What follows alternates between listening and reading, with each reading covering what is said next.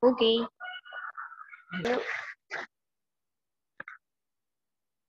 Ya. Assalamualaikum warahmatullahi wabarakatuh. Hai. Kita Waalaikumsalam warahmatullahi wabarakatuh.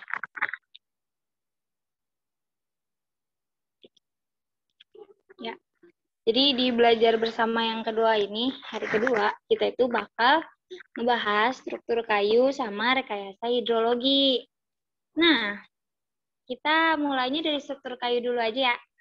Gimana? Iya. Iya. Teman-teman.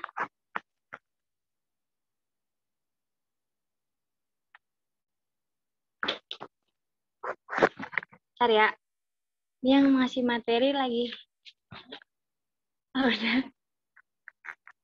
Kita mulai aja ya. Berarti bakal dimulai sama struktur kayu yang bakal dijelasin sama Diki. Silahkan Diki.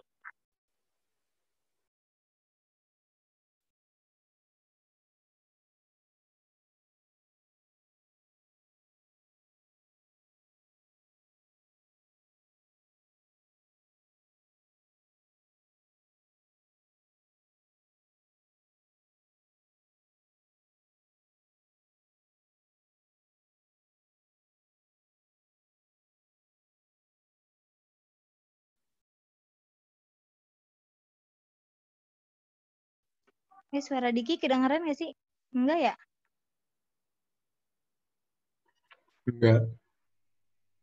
Enggak. Apa aku? Dulu ya. Ternyata nggak keluar suara guys. Padahal dia udah ngomong tahu dari tadi.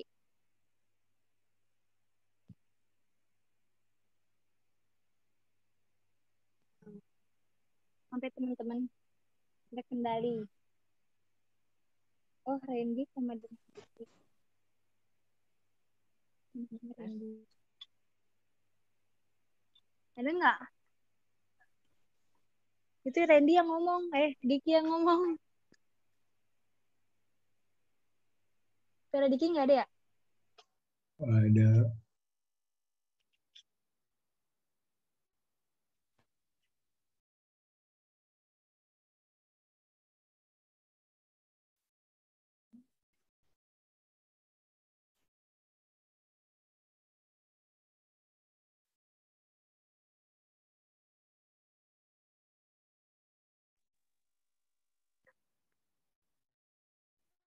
Diki ngomongnya dari akun gua. Tes.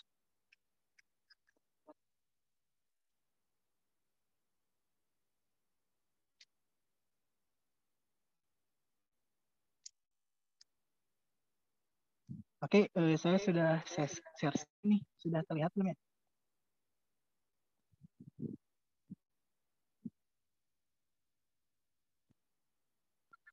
Halo, bagaimana teman-teman?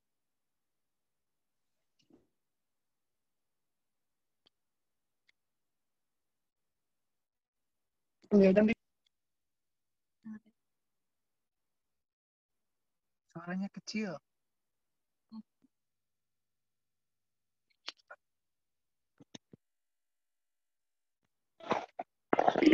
Oke, sekarang gimana nih? Sudah mendingan?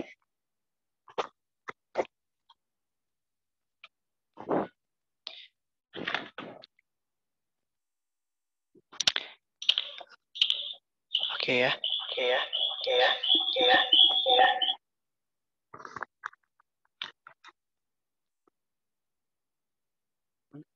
Bener udah.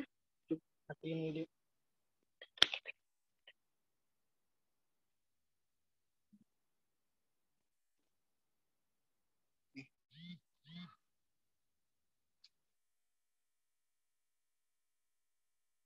struktur kayu.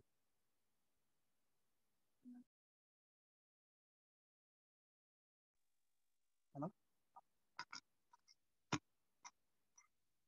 Halo, baik.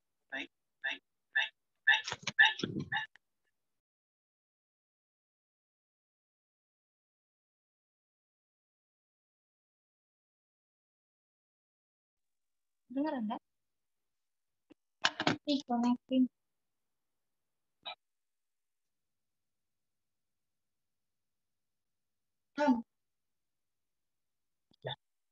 Biasanya. Bisa.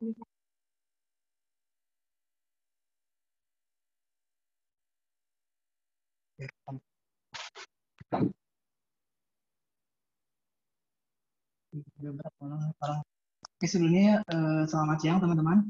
Ketemu lagi dengan kami dari Departemen Pengembangan Akademik dan Perprofesian dalam agenda belajar bersama sebelum UAS. Adapun untuk materi atau pembahasan yang akan kita bahas kali ini mengenai struktur kayu ya. Baik. Nah, seperti yang sudah teman-teman ketahui nih, bahwasanya dalam struktur kayu ini hal atau materi yang sudah disampaikan itu mengenai ini ya, mengenai dari awal banget nih yang harus kita kuasai itu kan sudah jelas caranya untuk menghitung gaya batang ya, dan mungkin sudah dipelajari pada statika, pelajaran statika. Nah, yang keduanya itu menghitung dimensi batang. Dimensi batang itu sudah kita pelajari juga sebelum UTS ya. Nah, yang terakhir mungkin yang sekarang lagi kita bahas gitu mengenai sambungan dari sambungan baut maupun sambungan gigi seperti itu. Baik, di sini teman-teman, saya tuh sebenarnya sudah membuat Excel-nya ya, dari mulai penghitungan gaya dalam sampai ke sambungan. Nah, baik, nanti apabila di tengah-tengah hanya suara saya kurang jelas ataupun ada kendala, nanti mohon diingatkan ya teman-teman. Baik, sudah siap ya? Bismillah dulu biar semuanya bermanfaat. Oke.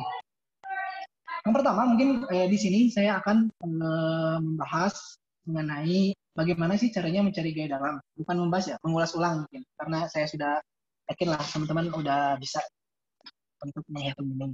Nah, ini kan merupakan soalnya ya dari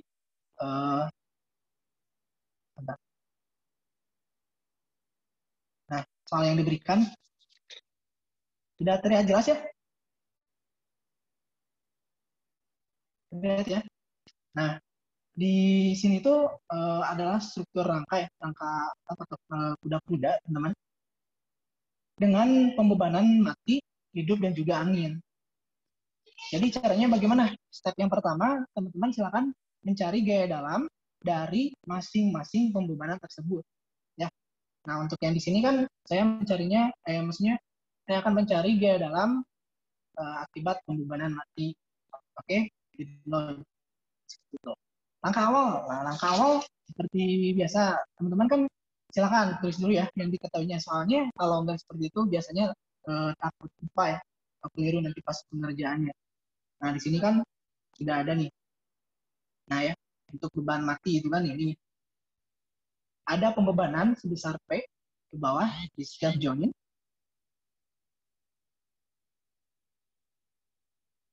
Di setiap join ya. Nah, ada P dan juga ada P1. Nah, yang di bawah sini teman-teman. Oke. Nah, untuk P besarnya sendiri, ini kan saya ambil 375 kg. Untuk P1-nya 108 kg ya. Nah, saya sudah masukkan. Dan untuk sudutnya, sudut rangka kuda-kuda ini, alfan ini adalah 35 derajat. Seperti itu. Untuk bentangnya 175 cm. Nah, berarti dari join ke join itu, secara horizontalnya panjang 175. Nah, berarti totalnya itu, sorry ya, tadi totalnya itu sekitar 700 ya, 700 cm. Karena setiap join ini 175.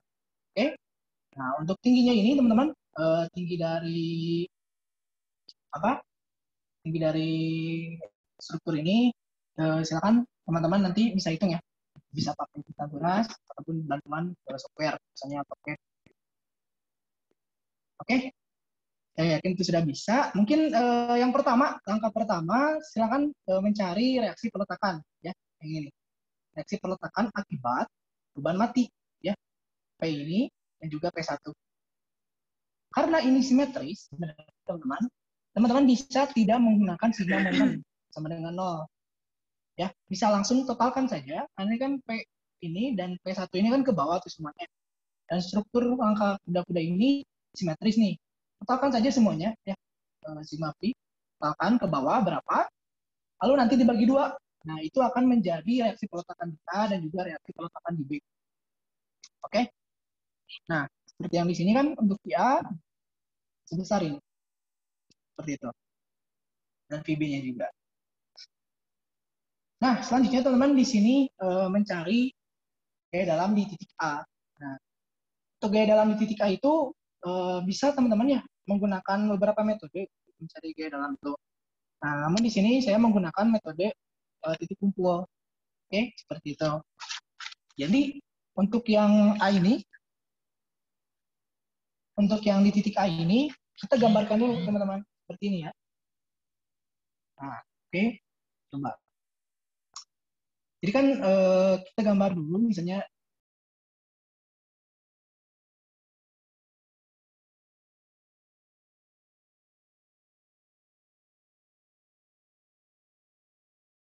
Nah, untuk sudutnya sendiri kan ini alfanya itu ada 5 derajat.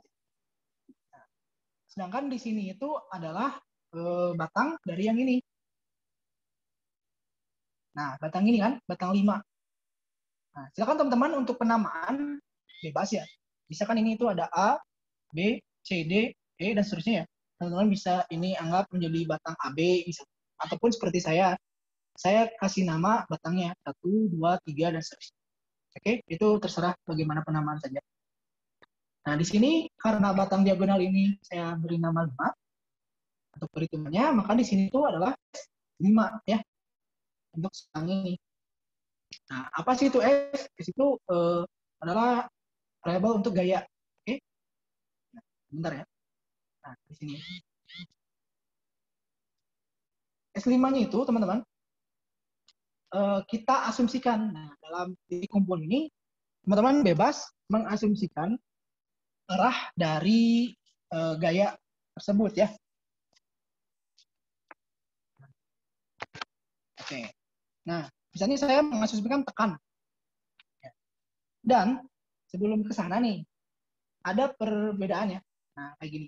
Sorry ya. Bentar. Nah, misalnya ini titik kumpul ya. Titik kumpul di sini nih. Yang dinamakan tekan itu ketika si gayanya itu menuju ke titik kumpul tersebut. Nah, ini dinamakan tekan ya. Oke. Dan yang dinamakan tarik ketika si arah gayanya itu menjauhi titik kumpulnya. Nah, seperti itu. Ya. Ini jangan sampai kebalik nih. Soalnya banyak kesalahan dari hal ini.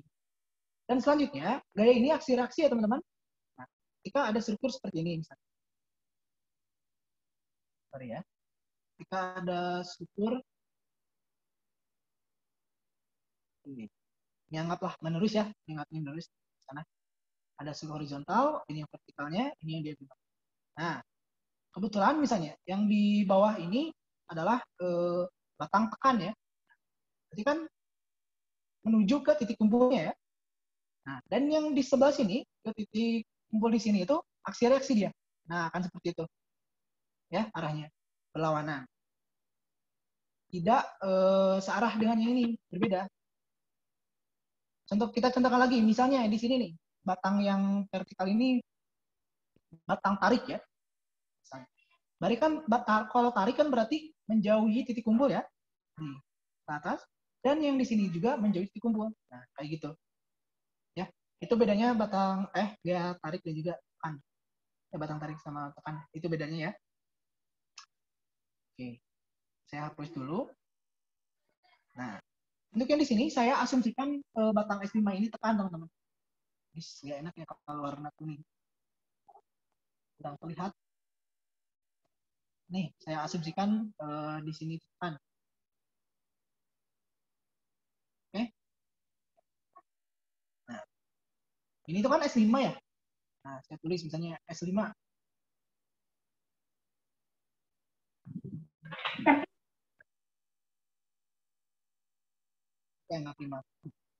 Nah, di sini seperti biasa, kita harus memproyeksikan gaya ini, teman-teman. Ya. Nah, ini diproyeksikan ke bawah. Oke.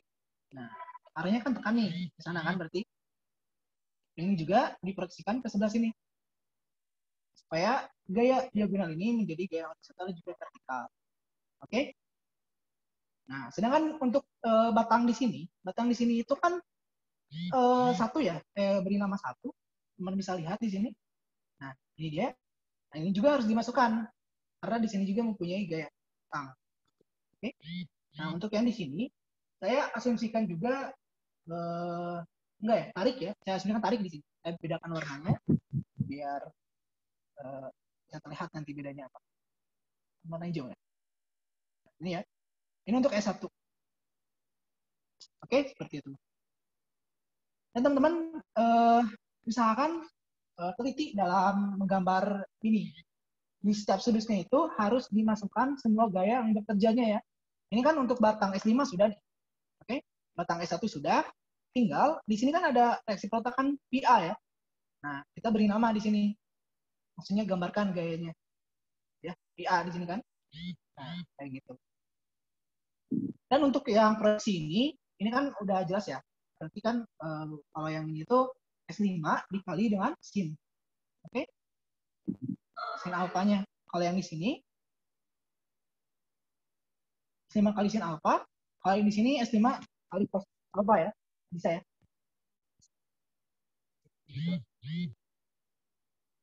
Kan udah selesai semuanya. Ketika sudah selesai, di rangka batang itu hanya mempunyai dua untuk mengontrolnya ya. Sigma vertikal dan juga sigma horizontal. Nah, berbeda dengan beam misalnya atau portal, itu kan kita tiga ya. Ada sigma vertikal, sigma horizontal, dan juga sigma momen.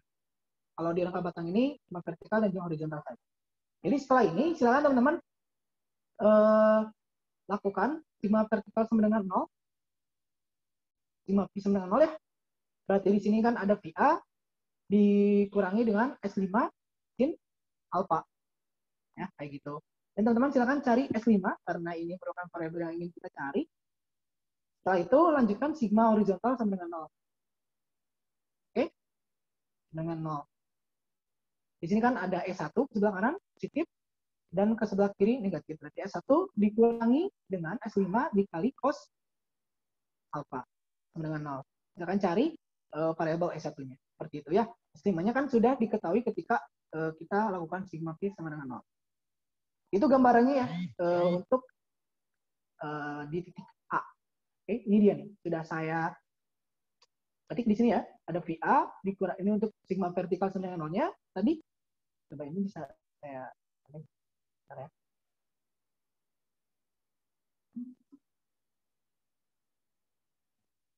Oke, nah ini dia ya. Nih, untuk yang VA nih. Ada VA ke atas positif ya. Kemudian dikurangi P.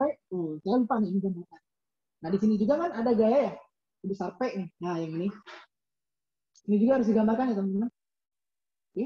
Nah, saya simbolkan di sini misalnya P. Nah, berarti kan VA dikurangi P dikurangi S5 kali sin alfanya. Nah, di sini alfanya ada 35 derajat. Silakan aku lakukan operasi matematika di sini, kemudian ketemu S5-nya sebesar 1263. Tekan ya. Nah, kenapa tekan? Karena asumsi awal kita itu kan tekan nih. Dan hasilnya itu positif. Oleh karena itu, asumsi arah kita itu benar ya. Dan apabila nanti di sini hasilnya negatif, maka kita salah dalam melakukan asumsi. Berarti ini itu harusnya tarik. Begitu ya. Oke, paham ya? Mari kita lanjutkan. Nah, untuk sigma horizontal. Nah, ini nih. Nilainya itu kan ada S1 sama S5 dikali dengan alfanya. Cos alfa ya. Nah, ini nih. Silakan lakukan operasi matematika, kemudian ketemulah hasilnya 1034 kg dan tarik. Kenapa tarik? Karena S1 menjauhi titik kumpulnya. Ya, dan hasil di sini adalah positif. Seperti itu. Oke. Paham ya? Dan itu pun berlaku seterusnya teman-teman. Berlaku dari di setiap titik kumpulnya. Di sini juga sama. Ya. Dan di dalam melakukan perhitungan gaya batang menggunakan metode titik kumpul ini, gaya yang tidak diketahuinya itu maksimal harus ada 2. Ya, maksimal tuh. Jangan sampai ada 3 variabel kayak gitu ya. Jadi teman-teman untuk sudah di sini nih, jangan langsung ke sini ya, ke titik tengah ini. Kenapa? Karena ini banyak variabel yang tidak diketahui kan. Nah, ini belum, yang ini belum kan. Meskipun ini pasti akan reaksi dengan gaya yang di sini ya, kayak ini juga. Tapi kan di sini ada 1, 2, dan 3 yang tidak diketahui. Jadi seperti itu cara pengerjaannya ya. Nah, di sini bisa langsung ke sini, kemudian ke titik ini, nah, kemudian bisa ke atas. Cukup 11 saja yang teman-teman hitung. Kenapa? Karena ini simetris, jadi beban yang di sini itu atau gaya dalam yang di sini itu akan sama dengan gaya dalam yang sebelah sini. Oke? Nah, sampai di sini ada yang tanyakan nggak? Atau misalnya harus saya jelaskan titik-titik yang lainnya? Silakan, Bangga.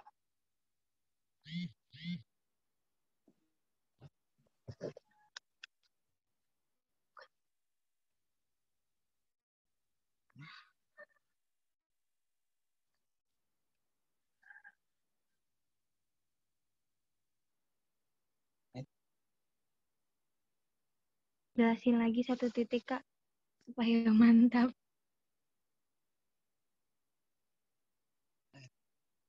Sami. Siap. Tadi dijelasin lagi 1 titik Kak, supaya mantap. Oke, siap.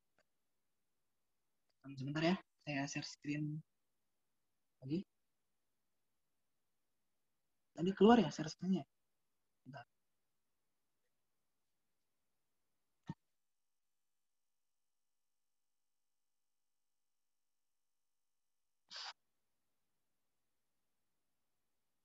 Sudah ada ya share screen-nya? Gimana?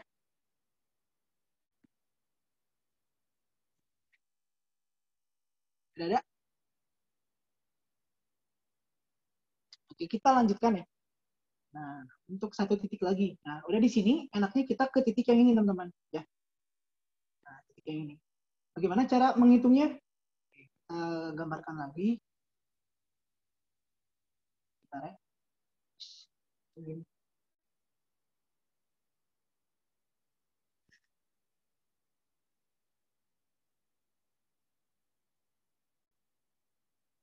Nah, ini ya. Kita gambarkan lagi nih. Untuk titik yang ini ya, teman-teman.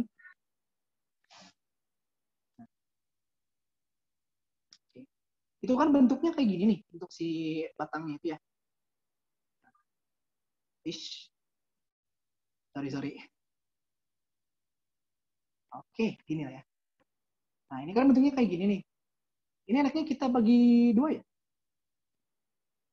Nah, kayak gini ya. Di sini kan ada batang 1, ada batang 9, dan juga ada batang 2 ya. Oke, seperti itu.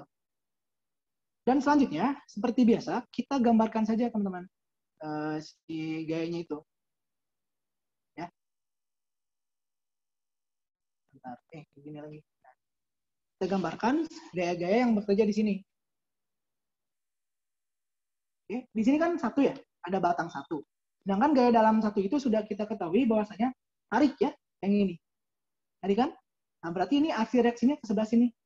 Nah, tarik juga kan, kumpul. Ini yang 1 nih. Oke. Dan di sini, ini merupakan batang 2 ya, yang teman-teman lihat nih. Nah, ini kan 2. Nah, berarti karena tidak ada gaya lagi di horizontal ini, ya, untuk menahan gaya S1 ini, maka gaya S2 itu harus sebelah kanan. Nah, kayak gitu. Ya, S2. Oke? Tidak ada gaya lagi kan? Jadi seperti ini teman-teman. Dalam melakukan titik kumpul itu, jadi diasumsikannya itu kita putus nih si batang-batang ini. Ya, diputuskan. Nah, kayak gitu. Jadi, yang digunakan itu adalah gaya yang bekerja di arah sini, titik kumpul. Oke? Nah, kita lihat ke titik kumpulnya. Ada gaya atau tidak? Ada ya. Nah, ini dia. P1 kan, ke bawah. Kita gambarkan. Dia ke bawah dia. Nah, P1 kan. Seperti itu. Untuk ke atas ini ada atau tidak? Ada ya tentunya. Yaitu gaya dalam dari batang vertikal. Nah, namanya itu adalah S9 ya di sini ya. Dan di sini juga sama. Karena ini gayanya ke bawah, nah, itu harus menahan ke atas. Oke, paham? Nah, di sini ada S9. Kayak gitu. Nah, jadi sandingkan dengan untuk di titik C ya tadi ini S2-nya itu akan sama dengan S1 ya. Jadi nilainya sama. Dan tarik tentunya ya. Tidak terlihat. Nah, untuk sigma horizontal itu ya. Dan untuk sigma vertikalnya itu, nah di sini saya kesalahan dalam penamaan ya. Harusnya ini itu vertikal ya. Nah, kayak gitu. Oke, sigma vertikal. Dan ini itu sigma horizontalnya teman-teman. Nah, kayak gitu. Untuk vertikal ini kan ke arah atas nih. Nah, menahan beban P1. Nah, berarti besarnya S9 itu sama dengan P1. 108 kg dan tarik. Oke? Nah, itu sudah selesai. 2 titik kumpul. Oke, sampai di sini emang nggak? Masih ada yang kebingungan? Atau kita lanjutkan titik kumpul ini? Atau cukup? Cukup, Kak. Oke, siap. Udah mengerti lah ya. Karena ini sangat sering ya kita kerjakan dari semester 1 hingga sekarang. Oke, itu dia teman-teman untuk mencari gaya dalam ya. Kita ulas sedikit gitu mengenai caranya. Dan untuk selanjutnya, ketika teman-teman sudah menghitung gaya dalam akibat beban mati, nanti itu ya, akibat beban angin, beban mati, akibat beban angin, dan juga akibat beban hidup ya. Dan di sini terakhir akibat beban angin. Setelah selesai nih teman-teman punya kan data gaya dalam tersebut. Langkah selanjutnya teman-teman menghitung beban kombinasinya. Nah, beban kombinasi seperti yang ada di soal ya, soal Bapak kan. Nah, di sini beban kombinasinya sudah dikasih 1,2D ditambah 1,6L ditambah 0,8W. Ini tuh D, air, dan angin ya. Seperti itu. Nah, caranya sangat mudah sekali teman-teman. Caranya itu tinggal langsung saja teman-teman hitung ya. Nah, 1,2D untuk di S1 itu adalah batang 1 ya teman-teman. Nah, berarti tinggal dimasukkan saja nih.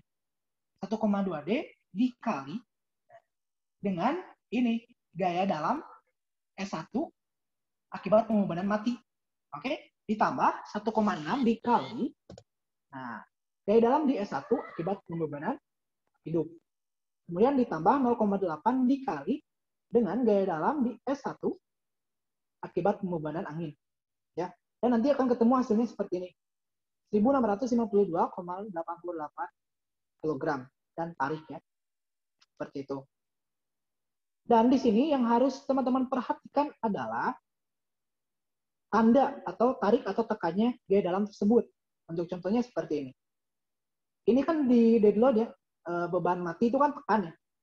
Nah, beban hidup tekan. Jadi nanti itu di sini masih positif nih, 1,2D ditambah 1,6L. Oke? Namun ketika di beban angin itu kan tarik. Sorry teman-teman sorry. Kan ini tarik ya. Saya kasih contoh yang ini. Saya beri tanda dulu biar nggak pusing ya.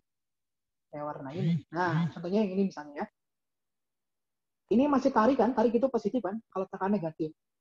Tarik positif. Untuk live load juga masih tarik positif ya. 1,2D ditambah 1,6L.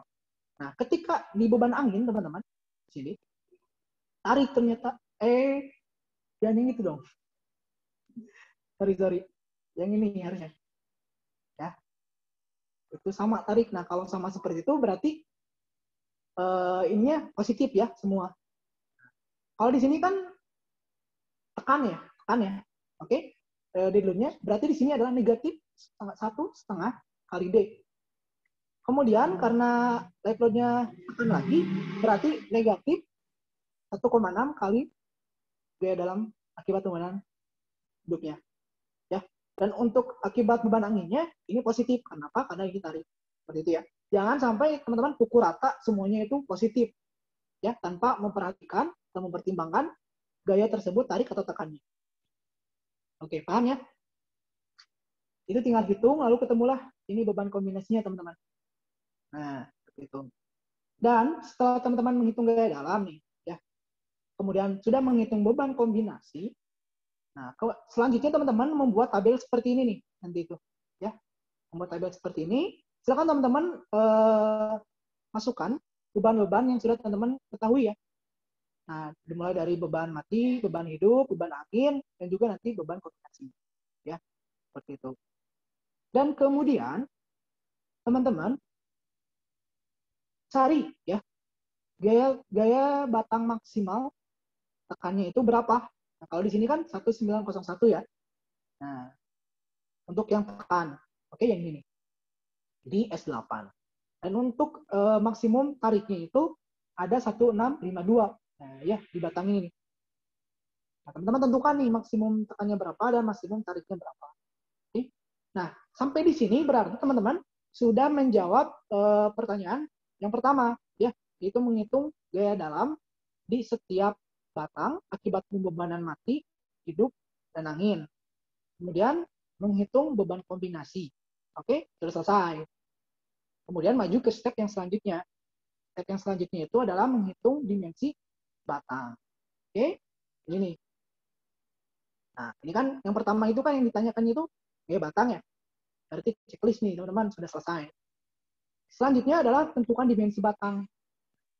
Ya, menentukan dimensi batang. Nah, untuk informasi, dalam menentukan dimensi batang itu berbeda ya caranya antara batang tarik dan juga batang tekan. Oke, seperti itu. Dan di sini nih, hal-hal yang harus teman-teman ketahui, harus kenal dulu ya, untuk menghitung gaya atau untuk menghitung dimensi batang itu yang pertama, nah ini panjang tekuk ya, itu akan ada panjang tekuk. Ketika panjang tekuk, sorry ya, ini ada panjang tekuk, kemudian ada faktor reduksi, kemudian ada tegangan izin, ya kelasnya, dan ini ada faktor reduksi terhadap pembebanan, dan kalau di sini itu terhadap pemakaian. Seperti itu ya teman-teman. Nah, di sini itu nol tidak dimasukkan. Nah, untuk jepit sendi, ya, untuk jepit sendi ini panjang tekuknya itu adalah setengah kali panjang ini ya, kali panjang batangnya, ya, dikali akar 2. Oke, ini kayak ini. Untuk yang jepit bebas itu adalah 2 kali panjangnya, 2 kali L ya. Saya masukkan 2 kali L. Nah, kalau sendi-sendi itu L ya, gitu. Nah, sama halnya dengan struktur rangka L juga. Ini tuh L ya. Nah, kayak gitu. Oke. Dan kalau yang ini tuh setengah kali L kali akar 2. Oke. Nah, berarti 0,5 kali L kali akar 2. Sulit ya. Akar 2 itu berapa sih? 1,4 ya? Sekitaran segitu lah ya. Ya, 1,4. Nanti tapi teman-teman pakai akar 2 ya. Nanti kita dalam menuliskan. Oke, ini ya. Harus tahu nih. Kemudian ada faktor reduksi. Faktor reduksi terhadap kondisi pemakaian. Itu yang kita kenal itu beta ya. Nah, nilainya itu 1 untuk konstruksi terlindung, 2/3 untuk konstruksi tidak terlindung atau terendam ya, dan 5/6 untuk konstruksi tidak terlindung mulai kering. Ya. Kemudian di sini ada faktor reduksi terhadap kondisi pembebanan atau gamma ya. Nah, untuk beban tetap nih, yang diaplikasikan pada struktur teman-teman, misalnya beban tetap, berarti 1, beban sementara 5/4, beban khusus 3/2. Seperti itu ya. Untuk beban sementara ini apa maksudnya? Nah, beban sementara ini seperti ketika dimasukkan beban angin ya, dan seperti itu. Untuk beban khusus, misalnya gempa, nah, kayak gitu ya. Dan di sini ada tegangan izin. Nah, ini terdapat di PKKI ya teman-teman. Nah, pas apa ya? Di daftar 2A kalau nggak salah, daftar 2A PKKI ini ada. Ini tuh berdasarkan kelas kuatnya teman-teman. Kelas kuatnya. Ada kelas kuat 1, 2, 3, 4, 5, dan jati ya. Jati ini mempunyai klasifikasi khusus. Ya. Di sini untuk tegangan izin lenturnya, nah, teman bisa lihat ya nilainya. Ini untuk tegangan izin tekan sejajar arah serat, ya, sama dengan tegangan izin tarik searah serat. Oke. Dan ini untuk tegak lurus serat, tegangan tekannya. Dan terakhir adalah ini untuk geser, tegangan geser. Seperti itu. Mungkin teman-teman bertanya-tanya nih, yang dimaksud dengan searah serat dan tegak lurus serat itu seperti apa? Nah, jadi seperti ini. Untuk searah serat ya teman-teman, kita misalkan ya, gitu. Nih, ini tuh misalnya kayu ya, yang tegak lurus ya. Kayu kan banyak yang lurus. Ya. Ini kan kalau kayu kayak gini nih, tangan kayunya kayak gini. Nah, di sini kan pasti ada seratnya ya. Nah, seratnya kayak gini kan, pasti kayak gini dong. Oke. Jadi yang dimaksud dengan arah seratnya itu adalah dengan yang ini teman-teman. Nah, cara ini. Oke. Nah, cara sini. Kalau yang tegak lurus serat berarti di sini arah gayanya itu. Ya, seperti itu ya. Paham ya? Itu yang dimaksud dengan arah serat dan juga tegak lurus serat. Oke, kita kembali lagi. Sudah ada ya. Dan untuk yang 5 ini apa? Nah, ini biasanya 5 itu seperti kayu-kayu yang di luar dari klasifikasi 1, 2, 3, 4, dan jati. Nah, ya. Selain itu, nah yang tidak dimasukkan di sini tuh. Dan klasifikasi kelas kuat kayu itu terdapat di PKKI teman-teman. Ya, coba kita lihat. Nih. Di PKKI lampiran berapa ya? Saya lupa. Nah, ini dia. Ya. Kelas kuatnya nih. Ada di lampiran terakhir gitu. Oke, nih. Misalnya kan ada nama-namanya, kemudian di sini sudah dijelaskan kelas kuatnya, kelas kuat berapa, dan kelas awetnya. Oke, dan jangan tertukar antara kelas kuat dan kelas awetnya ya teman-teman. Contohnya yang di sini nih. Oke, jati itu kan punya klasifikasi khusus ya untuk kelas kuatnya. Sedangkan jati itu merupakan kelas kuat 1 terhadap jati itu merupakan kelas awet 1 kan. Nah, jadi awas jangan menggunakan yang ini. Biasanya kalau searching di Google dan yang lainnya itu akan muncul kan kelas 1 jati. Itu yang dimaksud adalah kelas awetnya. Ya. Kalau kelas kuatnya jati itu masuk ke kelas kuat 2. Oke. Nanti teman-teman bisa cari di PKKI pendapat di sana. Ya. Mari kita langsung ke sini berarti ya. Ke dimensi batang. Nah, oke. Nah, teman-teman, dimensi batang itu kan ada batang tarik dan juga batang tekan nih. Itu berbeda dalam pengerjaannya ya. Gitu. Nah, teman-teman, di sini kan kalau yang saya tulis itu kan semua gaya batang ya. Ini kan untuk batang 1, 2, hingga 13 ya. Bukan hingga, maksudnya ada 1, 2, 3, 4, 9, 11, dan 13. Ini merupakan batang tarik ya, yang telah kita hitung. Untuk mengetahuinya nih, saya sudah melakukan perhitungan. Bentar ya. Nah, ini dia. Nah, ini dia teman-teman. Oke. Kayak gini lah berarti. Berarti tadi itu kan yang tariknya itu batang ini, kalau lebih enak yang ini ya. Sorry. Ini mungkin. Nah, ini dia sudah ketahuan. Jadi, dalam struktur kita, ketika kita sudah melakukan beban kombinasi ya, nah batang ini akan menjadi negatif, batang tekan, ini juga tekan, ini tekan, 8 tekan, ya, 10 tekan, dan 12 tekan. Dan selain dari itu merupakan batang tarik ya, seperti 1, 2, dan seterusnya. Oke, oleh karena itu kita pertama nih akan menghitung beban tarik dulu karena ini lebih sederhana daripada menghitung beban tekan. Ya, sudah terdapat. Nah, untuk nanti teman-teman dalam pengerjaannya, hanya di UAS ya, teman-teman tidak usah menuliskan semua batang kayak gini, ya, dan dihitung satu-satu seperti ini. Tidak usah ya sebenarnya. Jadi teman-teman silakan langsung saja pergi ke beban kombinasi. Nah, yang maksimalnya tarik ya, nah, masukkan yang ini. Nah, kilogram. Nah, jadi cuma satu saja yang maksimum saja. Oke. Nah, teman-teman menggunakan tes ini saja nanti ya. Oke, saya tanda, saya warnain. Jadi teman-teman cukup menggunakan yang ini saja dalam perhitungannya. Yang ini kita hiraukan ya. Langsung di sini tuliskan yang diketahuinya apa tuh. Misalnya batang tarik kan, bebannya itu berapa? 165 2,8 kg. Nah, jenis kayunya apa? Masukkan jati kan. Nah, Lalu faktor reduksinya, karena ini kita asumsikan rangka kuda-kuda, berarti kan strukturnya terlindung tuh. Maka betanya sama dengan 1. Ya. Dan di sini untuk pembebanannya itu kan ada beban mati, hidup, dan juga angin. Nah, berarti sementara yang tadi ya, berarti 5/4. Oke, faktor reduksinya. Kemudian di sini ada sambungan baut dan sambungan gigi. Nah, digunakan efisiensi C. Kenapa saya bisa memasukkan sambungan baut dan sambungan gigi? Karena di dalam soal ini, teman-teman, terakhir kita diminta untuk menentukan sambungan gigi dan juga sambungan bautnya. Ya, oleh karena itu saya menggunakan faktor pelemahan ya, yang disebut faktor pelemahan, sambungan baut dan sambungan gigi. Nah, kalau faktor pelemahannya itu adalah 0,2. Nah, namun yang digunakan dalam perhitungan adalah efisiensinya, berarti 0,8. Seperti itu ya. Dan untuk faktor pelemahan ini, teman-teman, berbeda-beda ya. Tergantung dari alat sambungnya itu apa. Misalnya paku itu beda lagi, ya, tidak sama. Oke, teman-teman, seperti itu ya, sederhananya.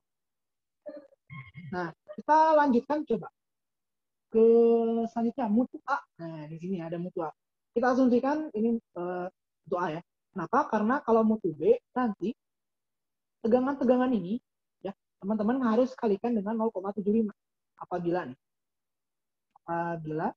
mutunya itu B, nilai ini itu harus dikali dengan 0,75.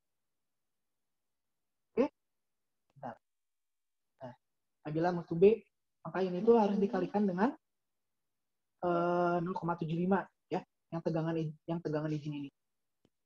Karena kita asumsikan mutu A, maka kita tidak harus mengalihkan dengan 0,75. Oke? Kita lanjutkan di sini. Nah, yang pertama untuk mencari tegangan izin ya. Nih benar kan tadi berdasarkan PKKI daftar 2A nih. Tegangan diperkenankan untuk kayu jati mutu A itu adalah sebagai berikut ya, teman-teman. Nih ada jati. Nah, berarti kita hanya menggunakan yang ini saja. 110. Oke? Untuk tegangan tarik maupun tegangan tekannya nanti. Nah, cara menghitung tegangan izin, nah seperti ini teman-teman ya, tegangan izin. Nah, kalau saya kan di sini agar nanti ketika kita menghitung dimensi batang tekan, kita tidak menghitung lagi tegangan izinnya, maka di sini saya menuliskan tegangan izin tekan arah serat sama dengan sejajar serat sama dengan tegangan tariknya ya. Soalnya sama. Nah, kita masukkan tegangannya di sini 110, nah dikalikan dengan faktor reduksinya. Jangan lupa ya, faktor reduksi, betanya 1 tadi, dan untuk gamanya 1,25. Lalu hitung, nah muncullah 17,5 kg cm kuadrat. Seperti itu. Kemudian, langsung saja mencari tegangan tarik. Ya, jadi cuma satu kali aja teman-teman ya, jangan kayak S1, saya 1 S2, S3, S4, tidak bisa. Kenapa? Karena kan kalau ini kebetulan ini itu gayanya itu hampir mendekati gitu kan, jadi dimensi batangnya itu bisa digunakan yang sama gitu. Tapi bayangkan oleh teman-teman, apabila kita menghitung seperti itu, dan dimensi batang yang di sini berbeda, di sini berbeda misalnya, itu kan akan sangat menyulitkan ya. Nah, seperti itu. Nah, karena itu cukup diambil yang maksimum saja gaya dalamnya untuk menghitung dimensi batang. Baik, di sini kita sudah dikasih pilihan untuk dimensi batang itu antara 8 kali 12 dan juga berapa ya? Nah, 10, 14 ya. Kita pertama asumsikan dulu nih, 8, 12 aman atau tidak kan? Dituliskan. Dan bebannya ini itu ganti dengan beban maksimum. Karena ini sudah sama ya dengan beban maksimum, kebetulan. Jadi kita tidak ganti di sini. Dan untuk rumus, untuk mencari tegangan tarik ya, tegangan tariknya itu adalah P per F neto. Nah ya, ini itu luas ya, luas netonya. Ini tuh gaya dalamnya, kayak itu ya. Nah di sini kan PR kita adalah mencari luas netonya.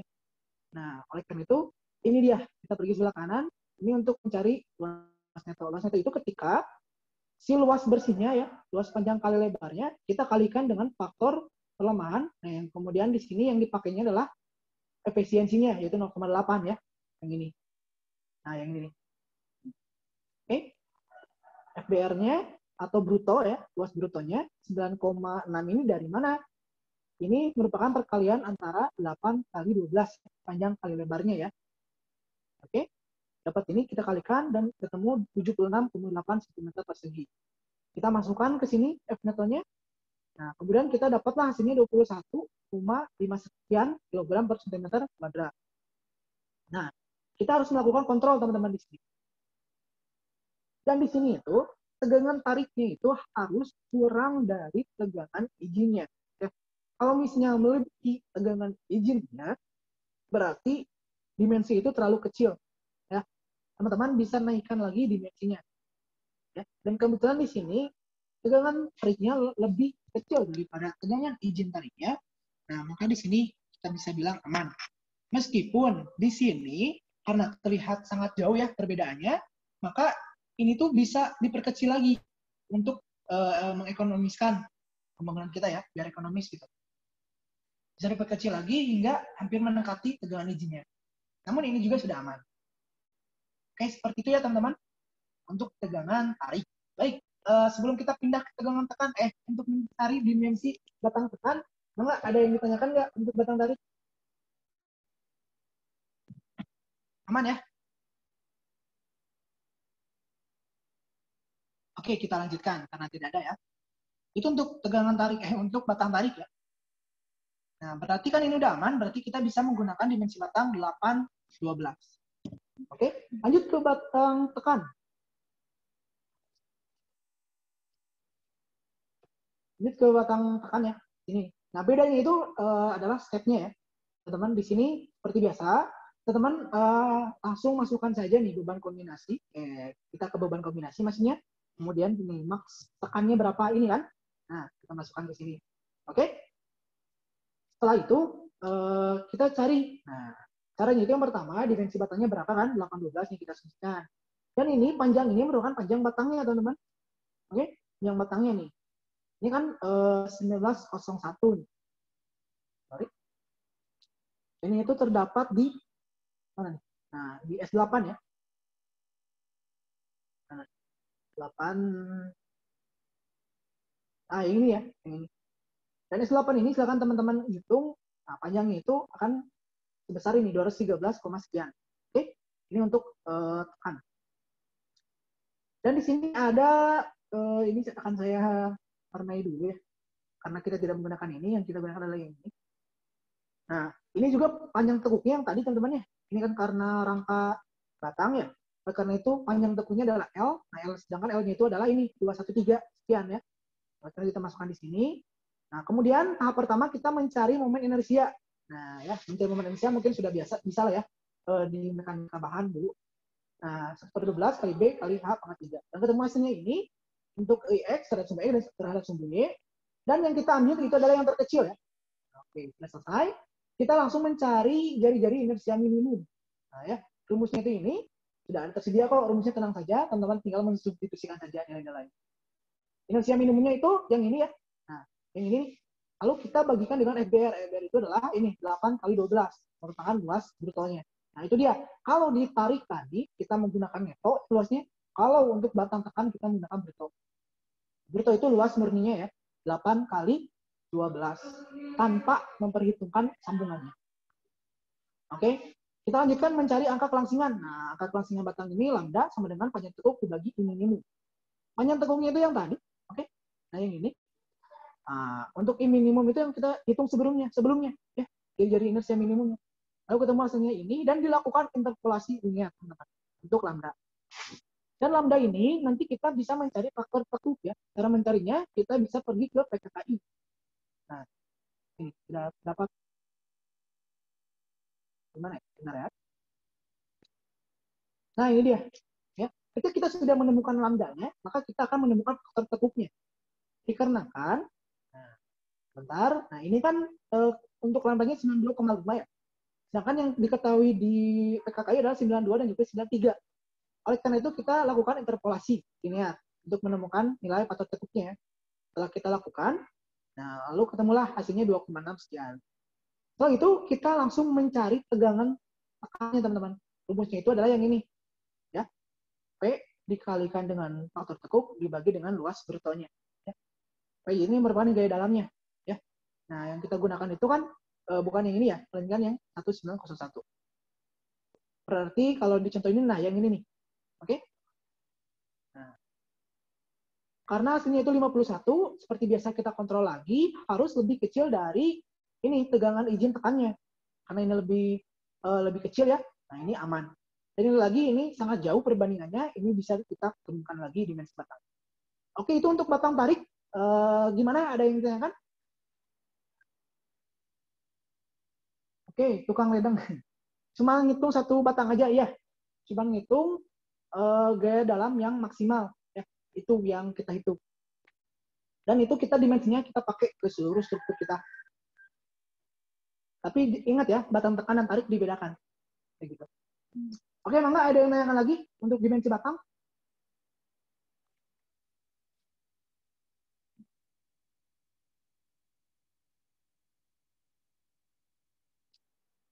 Mangga? Aman ya? Oke, saya lanjutkan ya. Saya lanjutkan. Kenapa batang tekan harus nyari dulu inersianya? Oke.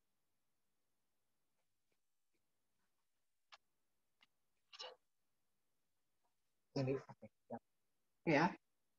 Di sini nih, kita lihat. Nah, untuk batang tekan, ini. Kita kalau batang tarik itu kan langsung ya. Nah, kalau batang tarik itu kita lihat dulu nih teman-teman. Mana? Nah, untuk batang tarik, untuk jari tegangannya, langsung saja kita gaya dalamnya dibagi dengan luas nyatonya, ya, dengan memperhatikan si ini ya, siapa faktor pelemahannya. Oke. Namun yang ditekan itu kan kita tidak memperhitungkan itu ya, tidak memperhitungkan faktor pelemahannya. Jadi seperti ini, yang namanya memperhitungkan faktor pelemahan atau enggak. Kan ini ada batang nih, ada penapang nih. Ya.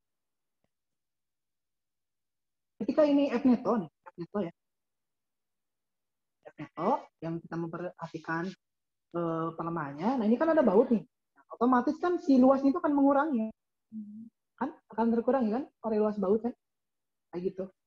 Nah, itu yang disebut F neto.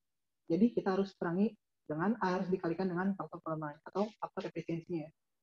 Nah kalau F bruto itu tidak. Nah jadi semua. Oke. Nah untuk mencari ini maaf kalau salah ya, kayak ini sharing aja lah kita. Soalnya saya juga belum sampai ke penasaran gitu. Kenapa harus mencari inersia? Ini pendapat saya aja. Nanti kalau salah tolong dibenarkan. Nah, kayak gitu.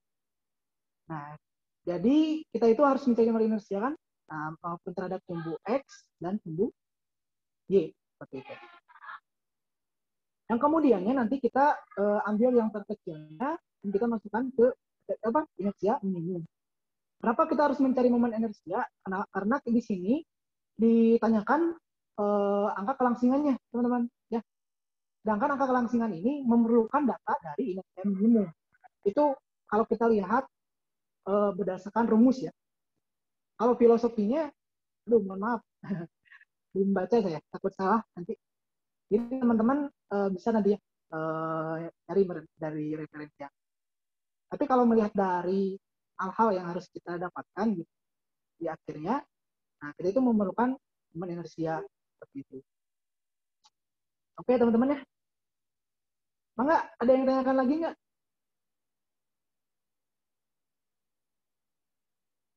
Oke, siap Kak. Lanjut, oke lanjut ya. Oke, berarti teman-teman kita sudah menghitung gaya dalam dan juga dimensi batang sudah selesai nih. Tinggal dua lagi, sambungan gigi dan juga sambungan baut. Saya akan sedikit percepat ya teman-teman ya. Jadi tolong fokus. Oke.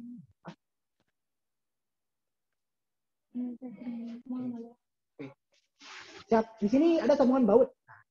Sambungan baut yang harus kita cari itu, nah ya, di sini aja lah. Nah ini ya, sambungan baut itu yang harus kita cari adalah di titik C dan juga di titik F, teman-teman. Oke, nah kita fokus dulu. Itu tidak ya? Sorry, takut salah. Nih, sambungan baut di titik C dan juga FC. Oke, sip. Di titik C itu adalah ini ya. Nih, kayak yang tegak lurus ini kita sambungkan ke yang vertikal ini. Oke, sama dulu. Yang vertikal ini kita sambungkan ke yang horizontal. Kalau yang F setiap C itu maksudnya adalah kita menyambungkan di batang vertikal ini ya ke yang diagonal ini. Itu ya maksudnya. Pertama-tama kita yang C dulu ya. Oke. Kita yang C dulu di sini. Untuk yang C itu kan kita gunakannya itu yang ini. Saya gambarkan lagi. Kan kira-kira, aduh. Kira-kira itu kan seperti ini nih batangnya ya. Batangnya horizontal. Sedangkan yang vertikal itu kan seperti ini. Nah, ini ya.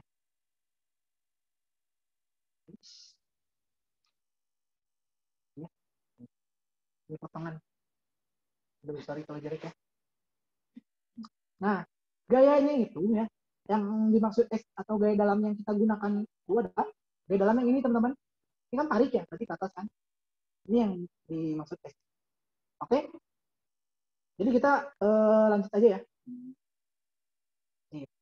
Ini S-nya itu kan 129,6 ya. Silahkan teman-teman nanti cek lagi ya. Untuk yang tegak lurus tadi itu. Jadi sekalinya jati, faktor reduksinya sama. Nah, ini ada alfanya 90 derajat. Kenapa 90 derajat? Nah, karena yang ini. Oke? 90 derajat. Nanti kalau misalnya tidak 90 derajat, nanti ada ketentuan tersendiri di PKKI. Oke? Nanti akan kita bahas. Nah, berdasarkan pasal 14 ayat 3 PKKI, ini garis tengah baut paling kecil ya untuk kayu lebih dari 8 cm kita gunakan ini 1,5 inci ya, atau 1,27 cm. Ya, ini ada di PKKI, silakan teman-teman cari. Selanjutnya untuk ini juga pegangan izin ya. Nah, kalau kayu jati itu kan digolongkan sambungan golongan 2 untuk kayu jati ya, tampang 1. Bedanya tampang 1 sama tampang 2 apa? Kalau tampang 1 ini ini penampangnya ya, cuma 1 gitu. Kalau ini tampang atas ya. Tampang atasnya gini. Kalau penampang 2, tampang atas itu kan kayak gini. Jadi yang vertikalnya itu ini yang vertikal ya. Nanti itu dia ada 2. Nah, ini yang dimaksud penampang 2. Jadi 2 rangkap gitu ya. Dan ini juga akan berbeda perhitungannya. Oke, kita kembali lagi di sini. Yang pertama kita hitung ini tegangan izin bautnya. Ini ada ya, terdapat di sini. Buku ini kan sudah saya kasih ya buat teman-teman. Nah, yang ini. Ya. Untuk golongan 2, ada yang ini teman-teman masukkan. Oke, untuk tampung satunya. Namun di sini teman-teman, ya, yang akan membedakannya itu adalah petanya, ya, alfanya. Ah, kita lebih enak. Nah, ini peta yang ini ya, yang akan membedakannya. Oke. Nah, di sini kan kita 90 derajat ya untuk alfanya. Dari alfa ya, tadi saya sebutkan alfa ya. Nah, 90 derajat, oleh karena itu sin 90, nah itu kan 1 ya. Oke. Ini sin 90 yang ini kan 1 ya. Nah, kita masukkan saja nih dimensinya berapa nih ya, di apa? Sorry. Kan ini 40 itu rumusnya ya. 40 kali panjangnya itu berapa? Panjang ini ya, lebarnya ya, kalau di sini tuh. Silakan baca-baca saja untuk pengertiannya di sini. I dan E masing-masing adalah tebal kayu tepi. Nah, dan kayu tengah. Oke. Nah, untuk I berarti itu udah 8. Karena kita panjang lebarnya itu 8. Yang ini. Kalikan diameternya itu 1,27 cm. Nah, ini tinggal dihitung saja. Ketemulah sini. Dan selanjutnya, teman-teman hitung lagi. Ini ada 215 rumusnya. B kuadrat. Timbulkan diameter kuadrat. Hasilnya masih sama 90. Nah, ketemulah ini hasilnya. Ya. Dan tidak sampai di sini, teman-teman. Kita harus menghitung lagi ternyata ya. Ketika asumsinya itu kan ketika kita itu yang awal asumsinya itu adalah tegak lurus. Berarti kita tinjauan itu terhadap ini kan. Nah, teman-teman juga harus menghitung yang searah serat. Nah, ini kan serat itu ini. Karena gaya ini tuh kan ke sana nih. Berarti searah serat kan. Berarti di sini si alfanya itu adalah sama dengan 0. Nah, kayak gitu. Sorry, mana sih? Silakan teman-teman menghitung ya. Ini menjadi 0 ya. Tidak hanya 90 untuk petanya. Nah, kan berarti ada 4P ya. Ada 4P lebar ya. Ada 4P. Nah, silakan cari yang minimum. Ya, yang minimum. Meskipun nanti pasti yang ketika kita masukkan 0, tapi teman-teman coba saja ya. Cek berapa hasilnya. Nah, yang minimumnya ambil. Pasti di sini yang akan minimum itu adalah yang 2 ini, antara 2 ini. Mana? Nah, yang minimumnya kita ambil. Nah, kebetulan yang minimum itu kan 162 kan. Kita ambil. Nah, seperti biasa kita kalikan dengan faktor reduksinya 1 dan 1,25 atau 5/4. Ketemu hasilnya ini. Kuncinya adalah menghitung jumlah baut. Ini adalah jumlah baut, sini merupakan gaya dalamnya, tegangan izinnya. Ya. Oke, kita masukkan aja nilainya, ketemulah hasilnya 0,63. Nah, di sini teman, ternyata teman-teman tahu kan kalau dari hasil Google Meet ya dengan Bapak dulu, pernah kan? Nah, itu ternyata kita harus membulatkan ke atas, meskipun itu ganjil. Nah, jadi kalau ini kan otomatis akan satu baut ya yang kita gunakan. Jadi di sini ganti teman-teman satu baut, silakan. Nah, atas referensi yang ini teman-teman, yang buku ini tuh harus digenapkan yang berbedanya itu. Cuman itu kembali lagi silakan ke teman-teman mau gunakan yang mana. Oke, sudah ya. Di sini nanti satu ya teman-teman gunakannya satu baut. Lalu untuk jarak-jarak bautnya, nah ini ada nih di pasal 14 di pengertian dari 3D, 5D, 2D, 7D ya. Nah ini untuk jarak-jarak bautnya, jarak-jarak bautnya. Teman-teman bingung? Oke, pergi ke PKKI. Nah, di lampiran paling bawah ada. Nah, ini dia. Nah, ini kan yang ini ya. Nah, ini dia teman-teman. Jadi, untuk 5D itu adalah ketika jarak titik tengah baut ke atas ya. Untuk 5D. Untuk yang 2D itu ke bawah, dan 7D itu adalah di sini sampai ke bawah. Ada yang overlap kan? Nah, kalau yang 3D itu adalah jarak antara bautnya, yang tengah ini. Nah, silakan baca-baca ya. Dan apabila misalnya cuma satu bautnya, berarti silakan teman-teman menghitung yang diperlukan saja. Sini teman-teman memerlukan nih jarak antara titik tengah baut ke ini kan, berarti hanya hitung 7D. Lalu jarak kalau satu kan otomatis akan di tengah-tengah ya sebenarnya. Jadi langsung saja tengah-tengah. Kalau satu. Beda halnya dengan dua harus menghitung 3D. Oke, dan juga 5D. Seperti itu ya teman-teman ya. Oke. Ini saya mohon maaf sedikit cepat, jadi tolong fokusnya teman. Oke, di sini sorry, kita di mana? Nah, kamu ngecek ya. Langsung selesai teman-teman. Ketika ketemu ini kan udah tahu dong berapa ukuran bautnya, berapa jarak bautnya, jumlah bautnya berapa. Udah ketahuan kan? Berarti nanti tinggal langsung menggambar. Menggambar, bagaimana menggambarnya? Nah, ini dia. Atau satu-satu dulu lah kita bahasnya ya. Nanti kita pergi menggambar, oke? Karena similar. Nah, untuk FC itu kan yang gini teman-teman, yang gini. Nah, oke, kita sambungkan itu dengan yang diagonal ini. Kayak gitu. Ya. X-nya berapa? Sama kan X-nya kan? Cuman yang jadi pemberian itu adalah TK-nya. Ya. Alpanya. Nah, alpanya itu yang ini teman-teman. Nah, ini. Kan ini kita sambungkan dengan ini kan? Nah, kita hitung jarak ini itu berapa kan? Jarak antara ini ke ini itu berapa? Ini kan 55 nih. 55 derajat. Ini kita masukkan 55 derajat. Dan ini tuh masih sama yang tadi. Dan ingat, kita ada 4 lebar ya. Ketika theta-nya itu, alpha-nya itu 55, oke? Dan juga ada yang 0. Kenapa 0? Karena kalau syarat nanti sebagian. Karena rangka batang ini akan selalu secara syarat ya. Jadi 0, masukkan lagi, hitung lagi teman-teman ya. Nanti cari yang paling kecil, lalu masukkan seperti biasa. Rangkanya masih sama. Namun yang berbeda adalah di sini. Ya. Nanti teman-teman bisa cek nih ya, di PKKI ini, pasal 14 ayat 9, ketika sudutnya itu ya, alfanya lebih dari 0 kurang dari 90, nah ada perbedaan dalam penamaan ini. Nah, 2D, 7D itu ada yang berbeda ya. Silakan cari, dan di sini juga harus dilakukan interpolasi. Untuk alfanya itu sudutnya 0 itu kan harus 5D nih. Nanti ada ini di PKKI, silakan cek. Nah, kalau 90, ini harus 6D. Nah, lalu kita interpolasi, kalau 55 berapa? Nah, sekitar 5,6. Kita masukkan, lalu kita bulat-bulatkan, ini itu hasil dari perhitungan 5,6D, 2D itu merupakan minimum. Ya. Jadi kita sebenarnya bisa lebih dari ini. Ya. Maka jangan kurang. Ya, sudah selesai, ini saya hitung. Ya. Itu untuk sambungan baut, teman-teman. Oke. Nah, kita lanjut ke gambar coba untuk sambungan baut. Di titik C kan? Nah, ini titik C. Oke, kayak gini. Di titik C, nanti teman-teman itu harus membuat yang ini ya, harus membuat seperti ini nih. Ada kuda yang utuhnya, seperti ini, ada dimensinya ya teman-teman, dan harus skalatis, jangan asal gambar, ya harus dihitung skalanya berapa, kali 1 banding berapa. Kemudian, di sini untuk di C, teman-teman, gambar tampak depan, tampak atas, dan juga tampak sampingnya. Oke? Nah, tadi kan kita hitung ya, kalau satu baut otomatis tengah-tengah dong. Kita tinggal hitung 7D aja. 7D itu jarak antara titik tengah baut ke sini. Oke? Nah, selebihnya silakan teman-teman lihat di PKKI ada tuh. cara penamaannya ataupun di buku yang sudah saya share. Ya, ini tampak atasnya seperti ini ada baut dan ini tampak sampingnya ya. Oke, itu untuk di titik C. Untuk di FC, untuk di FC ini yang ini ya. Nah, yang ini. Ya, yang ini kita sambungkan dengan yang ini. Ini bautnya. Silakan teman-teman nanti hitung proyeksikan ya. Misalnya saya kasih contoh nih, proyeksi 1 untuk di titik C dan juga untuk di titik A ya, untuk gigi nanti ya. Jadi seperti ini aja. Seperti kita gamtek ya teman-teman.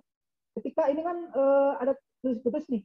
Nah berarti si horizontal ini batangnya itu di belakang. Ya. Yang di depannya itu adalah yang ini, yang tegak lurusnya. Oke, seperti itu. Lanjut kita ke batang mari ke sambungan gigi ya. Nah di sini ada yang berbeda sambungan gigi ya. Namun masih sama. Yang kita carinya itu, nah ada di titik A. Nanti bisa baca aja ya soalnya. Nah, yang harus kita cari di titik A, G, D, dan juga D, F. Yang akan saya jelaskan. Kalau di titik A, sorry, ini aja ya. Kalau di titik A, ini kan A ya, berarti kita mencari di sini nih. Nah, kita sambungan ini kita cari. Terus kalau di titik G di mana? Nah, di sini kalau titik G itu ya. Sambungan antara ini dengan ini. Ya. Kalau di titik D, itu sambungan ini dengan ini. Oke. Kalau misalnya kalau kita FD ya, nah FD ini kita sambungkan dengan ini, oke? Yang kata kemarin juga kan kata bapak bisa juga disambungkan ini, oke? Cuman saya memilih ini dengan ini untuk menahan agar kotak ini tidak lembut ya. Oke, seperti itu. Kita sini tulis aja yang diketahuinya apa, gaya dalam segini, itu pelindung seperti biasa. Kemudian di sini ada berdasarkan PKKI juga ya untuk ini dihitung kita semuanya ya. Kan kalau tadi itu hanya tekannya saja ya, kan tariknya saja. Nah, kalau kita sekarang hitung semua, dari yang tegak lurus dan belum bisa. Itu jangan lupa kalikan dengan faktor reduksi. Ini berapa faktor reduksinya nih? Ya, ini merupakan di cetak ini ketemu langsung ini dan kita hitung tegangan izin ketika setengah alfa ya. Nah, ini ada rumusnya, ya tinggal substitusikan saja teman-teman. Dan nilainya itu udah ya. Di sini ada TFI, kedalaman gigi ya. Kedalaman gigi kita hitung, di sini ada rumusnya. Ini berbeda-beda. Silahkan cek di buku nanti untuk jenis kayu. Ada kontrolnya juga, oke. Dan ini kontrol tegangan, oke. Dan ini ada LV yang menghitung kayu muka. Nah, sudah selesai ketemu. Ya, dan di sini ketika LV-nya itu kurang dari 15, maka kita harus menggunakan 15. Ya. Ketika lebih dari 15, berarti kita menggunakan yang lebih. Oke, berarti yang pertanyaannya adalah TFI dan LV itu yang mana? Kalau digambar, kita cek. Jadi LV itu yang ini. LP itu adalah jarak ini ke sini. Kalau TP itu jarak ini ke sini. Ya. Yang maksudnya. Oke. Dan harus lurus ya, tegak lurus, jangan miring. Kalau misalnya miring, nanti teman-teman harus menghitung variabel satu lagi. Ya. Kayak gitu untuk sambungan gigi. Oke, sudah selesai teman-teman. Semuanya sudah terjawab. Paling tadi step by step-nya silakan teman-teman ingatkan dan teman-teman buat ya di pengerjaan yang akan dikumpulkan nanti ketika uas. Dan terakhir jangan lupa silakan membuat gambar seperti ini. Ini bisa dengan AutoCAD maupun gambar manual asalkan skalatif ya benar gitu. Oke, sampai di sini Mangga sudah selesai. Ada yang nanyakan nggak?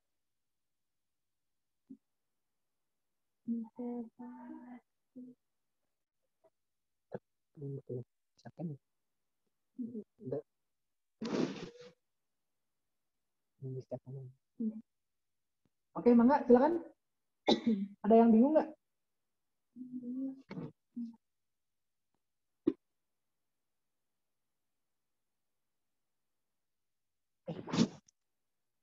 Ini suara saya terdengar kan? Halo, Bang. Halo, Dik. Oke, gimana? Ya gimana, Mangga?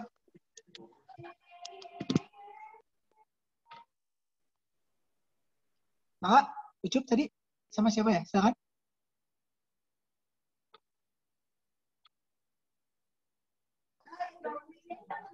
Oh iya, Dik. Berarti yang di soal tuh disuruh bikin AutoCAD itu tuh berarti di print ya nantinya? Ya, di print. Oh, oke. Silakan dilampirkan. Siap. Tadi siapa sih yang menanya? Gimana? Tadi ada yang mau nanya tuh perasaan. Sok siapa tadi yang on mic?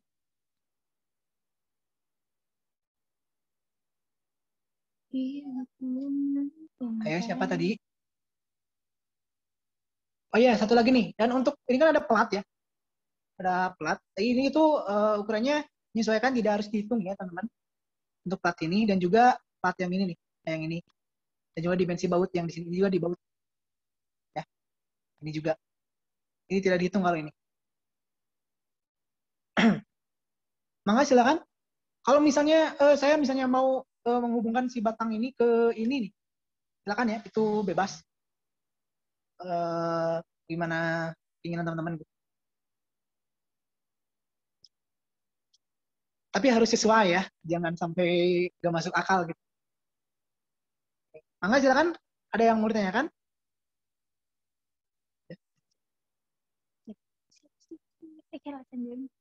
Halo, siapa tadi yang ya? Lain chat tadi. Saya Bang. Oke, mangga. Jadi yang ditambah, maksudnya tambahan dari yang tugas kemarin itu kita lampirkan tugas ya Bang. UAS. Ini apa? Gambar maksudnya. Ya. Terus? Ya kita tambahannya cuma ngalampirin gambarnya kan, kalau pengerjaannya sama aja kan, sama kayak kemarin. Oh, siap. Ya benar.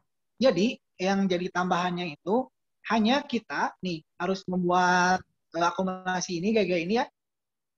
Yang pertama nih saya urutin. Yang pertama kita harus membuat akumulasinya seperti ini. Jadi tidak satu-satu seperti ini ya. Tidak, ini kan kalau sebelumnya satu-satu nih. Sorry. Mana ya? Nah, satu-satu kan beban angin. Nah, kita satukan saja di sini. Jadi seperti ini nih formatnya ya. Untuk formatnya tolong catat. Kemudian setelah itu hitung tegangan gaya dalam maksimumnya, tekanan juga tariknya ya. Untuk mencari dimensi batang. Oke. Yang pertama itu ya harus membuat akumulasi dari gaya dalam, lalu mencari tegangan maksimum gaya dalam maksimum untuk batang tarik dan batang tekan. Itu yang pertama. Yang keduanya, ketika mencari dimensi batang, itu cukup menggunakan gaya dalam yang maksimum tadi. Jadi 1 kali perhitungan ya untuk mencari dimensi. Lalu kita gunakan ke batang-batang yang sesuai dengan yang kita hitung. Ya, kalau sebelumnya kan ini kita hitung satu-satu ya. Tuh, S6, S7. Jadi jangan seperti itu. Oke, itu yang kedua ya. Yang ketiganya itu kita harus membuat gambar ini, teman-teman. Ya, gambar ini. Gambar ini silakan bisa manual dan juga bisa menggunakan software, bantuan software ya. Nah, asalkan rapih, sesuai ukurannya, skalatis ya. Nah, pakai skala nih. Misalnya 1:50 dan sebagainya. Seperti itu ya. Dan yang digambarkan itu adalah yang utuhnya, tampak depan utuh. Ya. Kemudian ada ini potongannya atau detail sambungannya. Nih, ada tampak depan, tampak atas, dan juga tampak sampingnya. Seperti itu. Sistemnya sama seperti kita dulu gamtek bisa lah ya, proyeksi kayak gitu. Kayak gitu. Cuman ada 3. Enggak? Cukup jelas tadi yang bertanya? Oke, jelas Bang. Terima kasih Bang. Ya. Mangga, ada yang tanyakan lagi nggak? Kita bikin. Mangga. Ini nih benar fixnya tuh jadi UAS kan ya, bukan tugas ya? Ya, UAS. Ini jadi UAS. Cek. UAS. Nanti tanggal berapa? UAS ya. Oh, 7. Seperti itu ya. Cuman gimana, Cup? Gimana? Ngelag gue anjir. Oh, itu palingnya tadi tahapan-tahapannya dan terus apa lagi ya? Oh iya, tadi untuk yang P-bar ya, untuk mencari tegangan di jembotnya 4 ya, jangan lupa ya. Gunakan yang alfa nolnya harus digunakan. Jadi 4 perhitungan. Ambil yang terkecil. Oke, sudah cukup? Sudah jelas semuanya? Soalnya waktunya kita ada satu lagi pembahasan. Sudah cukup ya? Aman?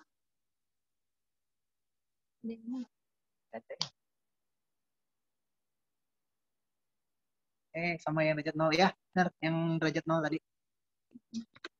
Oke, aman mungkin ya. Mungkin selebihnya apabila teman-teman ada yang mau ditanyakan, silakan hubungi Departemen Pengembangan ke bidang keprofesian. Ya, itu saja mungkin. Terima kasih teman-teman yang sudah mau berpartisipasi dalam belajar bersama mengenai struktur kayu sekarang ya. Dan mungkin terima kasih, mohon maaf bila ada kesalahan dan kurang jelas dalam pemaparannya yang telah saya jelaskan tadi. Itu saja mungkin, terima kasih. Dan apabila ada yang salah, tolong dikoreksi juga ya teman-teman. Kita lanjutkan ke pembahasan kedua, yaitu mengenai rekayasa hidrologi. Yang akan dijelaskan oleh saudari Ulia Ahda Salsabila. Silakan kepada Ulia.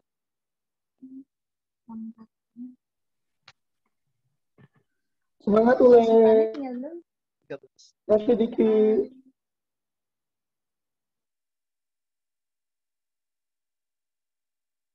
Hah, kenapa Cuk?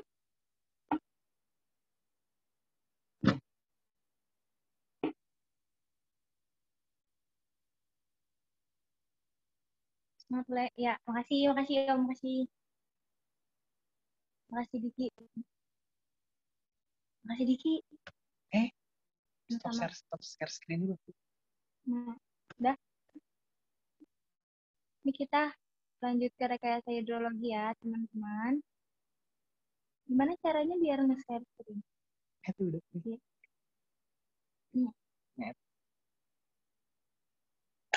Gimana? Udah ada belum? Sudah. Yang dijawab. Nah, ini masih ada nggak orang-orang yang ntar tidur?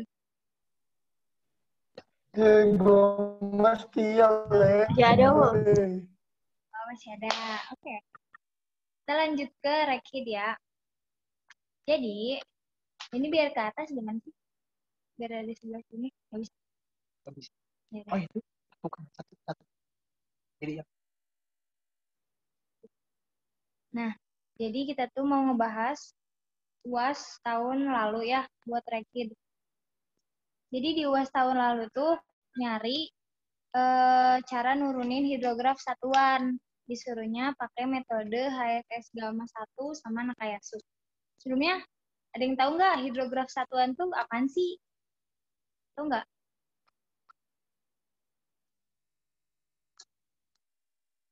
Ada yang tahu nggak teman-teman? Pasti nggak tahu. Enggak deh. Jadi, nih. Tahu. Nih. Kelihatan nggak sih tulisan kata-katanya? Kelihatan kan? Kelihatan. Nah, jadi hidrograf satuan itu Kelihatan, Le. Iya, Cup. Pertama dikembanginnya itu oleh Sherman pada tahun 1932. Terus hidrograf itu artinya apa sih? Hidrograf itu kurva yang memberi hubungan antara parameter aliran, debit atau kedalaman, dan waktu. Nih, nanti kita warnain. Jadi hidrograf itu terdiri dari sisi naik, sisi puncak, sisi resesi. Nah, contohnya kayak gini. Ini sisi naiknya, ini sisi puncaknya, sama ini sisi resesinya. Nah, buat pengertiannya sendiri, hidrograf satuan itu didefinisikan sebagai hidrograf limpasan langsung tanpa aliran dasar yang tercatat di ujung hilir DAS yang ditimbulkan oleh hujan efektif sebesar 1 mm yang terjadi secara merata di permukaan das dengan intensitas tetap dalam suatu durasi tertentu. Tiba-tiba serak loh. Terus, sebenarnya apa sih hidrograf satuan sintetis itu?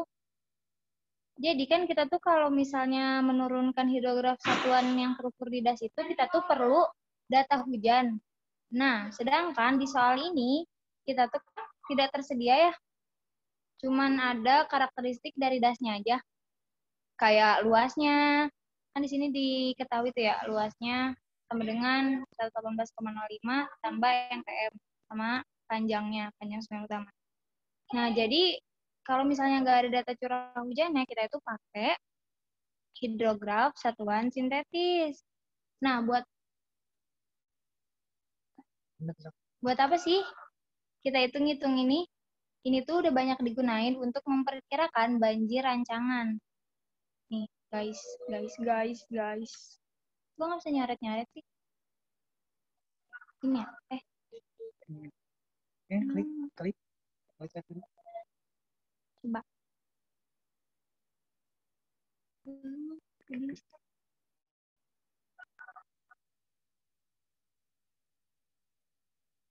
Enggak, udah nggak usah cari-cari, nggak apa-apa.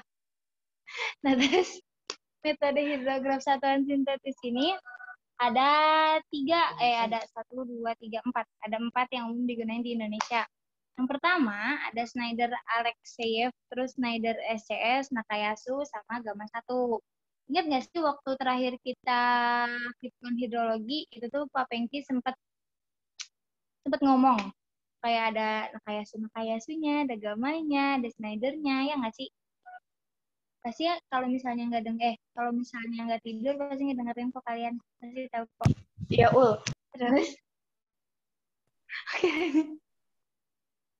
terus jadi buat parameter apa aja sih yang dibutuhin tiap metodenya, itu tuh dari jurnal ini nih. Jurnalnya pokoknya di ITB gitu, ntar dikasih linknya.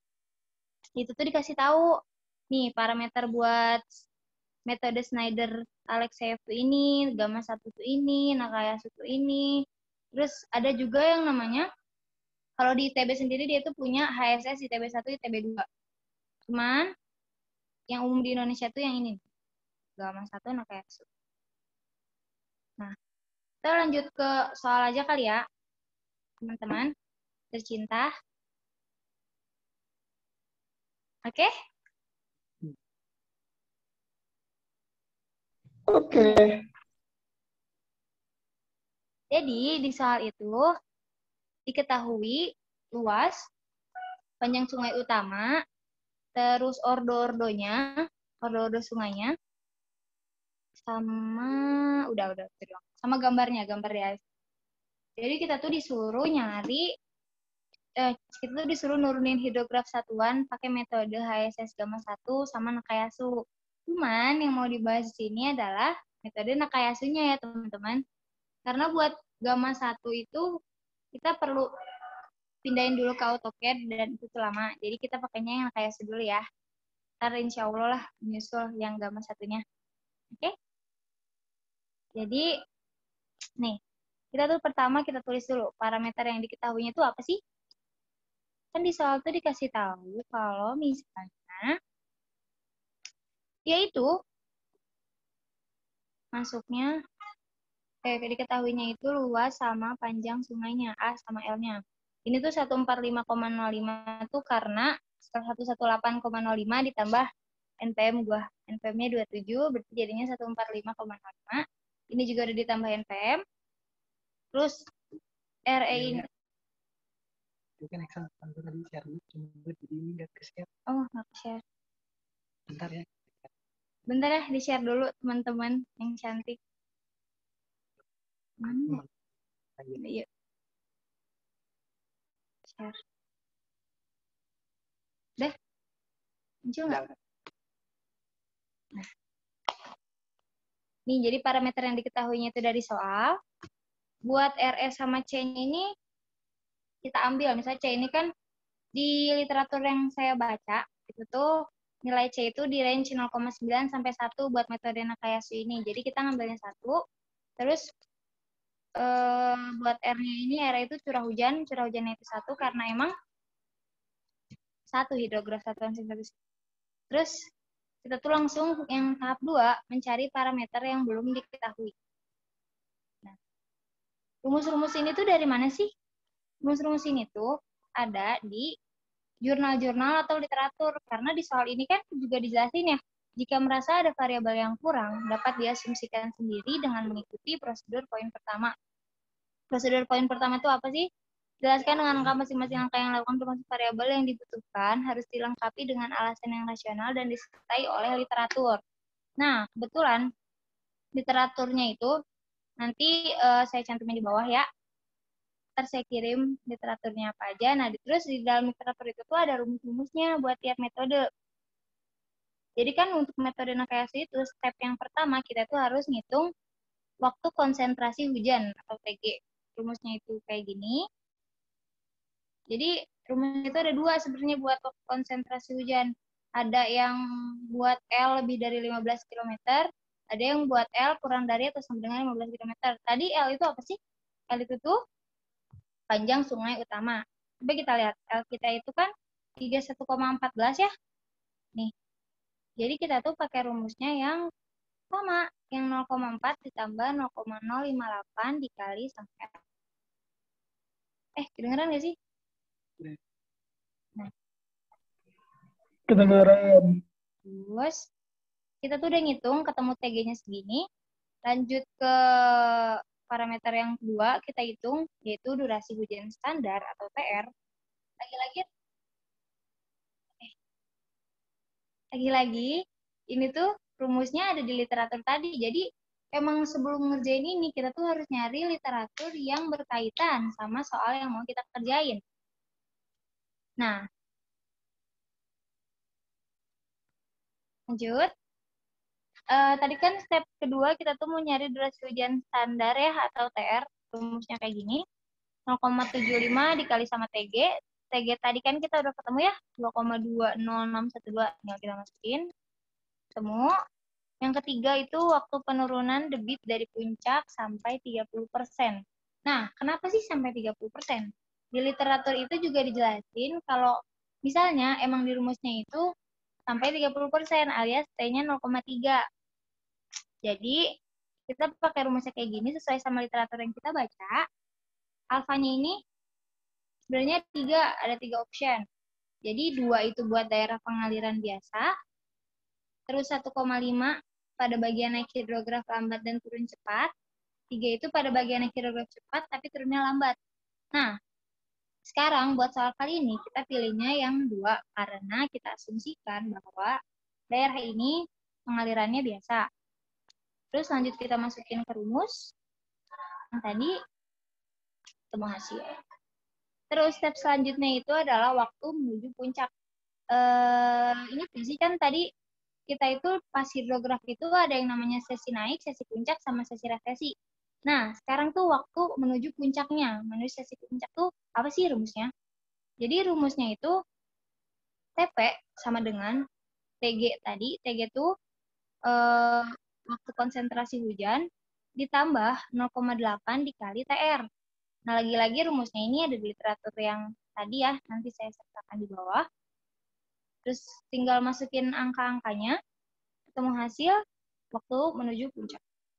Nah, kita tuh udah tahu kan waktu menuju puncaknya itu berapa. Sekarang yang kita hitung adalah debit puncaknya itu berapa sih? Nah, debit puncaknya itu kita pakai rumus C dikali A dikali RE. Yang tadi C itu kan tadi koefisien di sini nih tadi C. C koefisien debit puncak. Nah, ini sih. Nah, dah. Kita masukin C-nya tadi kan kita ambilnya 1 ya, yang ini. Terus RE-nya 1 mm. Berarti kan tinggal A yang tadi kan. A yang tadi itu udah diketahui di soal. Kita 145,05 pakainya. Terus kita masukin nilai A-nya. Ini juga tinggal kita masukin kayak TP sama T0,3 yang udah kita cari di atas. Terus ketemu hasil debit puncaknya itu segini. Kita warnain biar seru. Lanjut. Nah, step selanjutnya, kan parameter-parameternya udah diketahui nih, berarti ya kita tuh langsung bikin, nentuin angka-angka buat di kurvanya itu.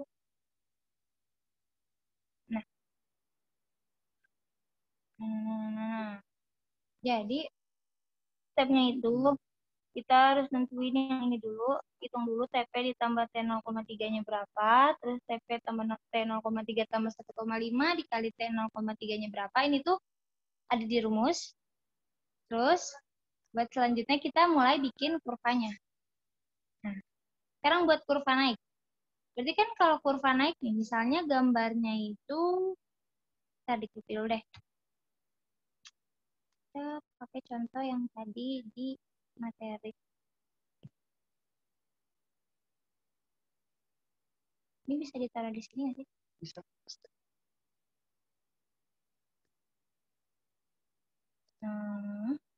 Ini kan yang metode Schneider ya.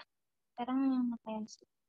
Nah, sekarang kita mau ngitung dulu perhitungan kurva naik nih. Kita mau ngitung angka-angka yang di sini tuh gimana sih cara nentuinnya?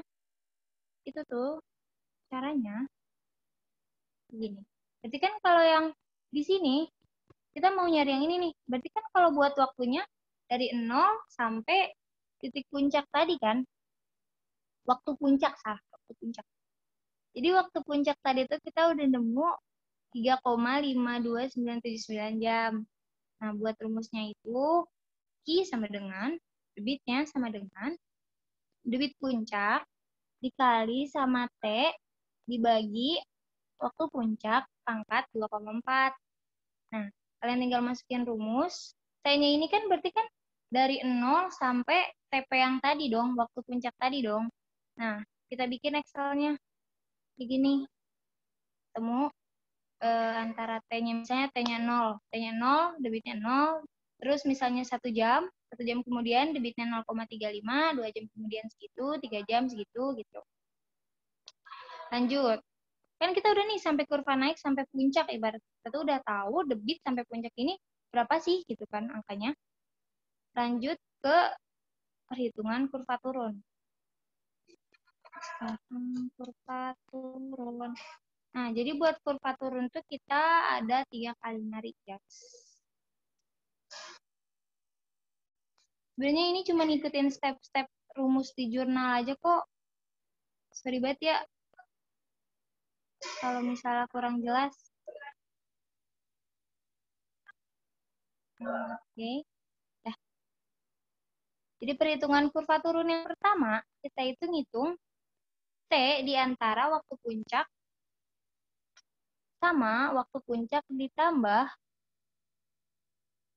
waktu penurunan debit dari puncak sampai 30%. Ya, yang pertama tuh itu buat kurva turun. Terus rumusnya itu kayak gini.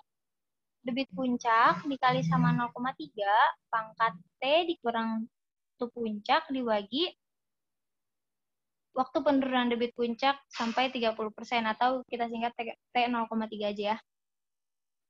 Nah, kayak gitu. Lagi-lagi kayak yang pertama, kita tinggal bikin Excel-nya aja mulai dari, kan berarti TP itu kita waktu puncaknya 3,5, di antara 3,5 sampai 7,9. Nah, 7,9 ini dari mana sih? 7,9 ini angka yang tadi kita udah hitung di sini. Nih, ini kita warnain.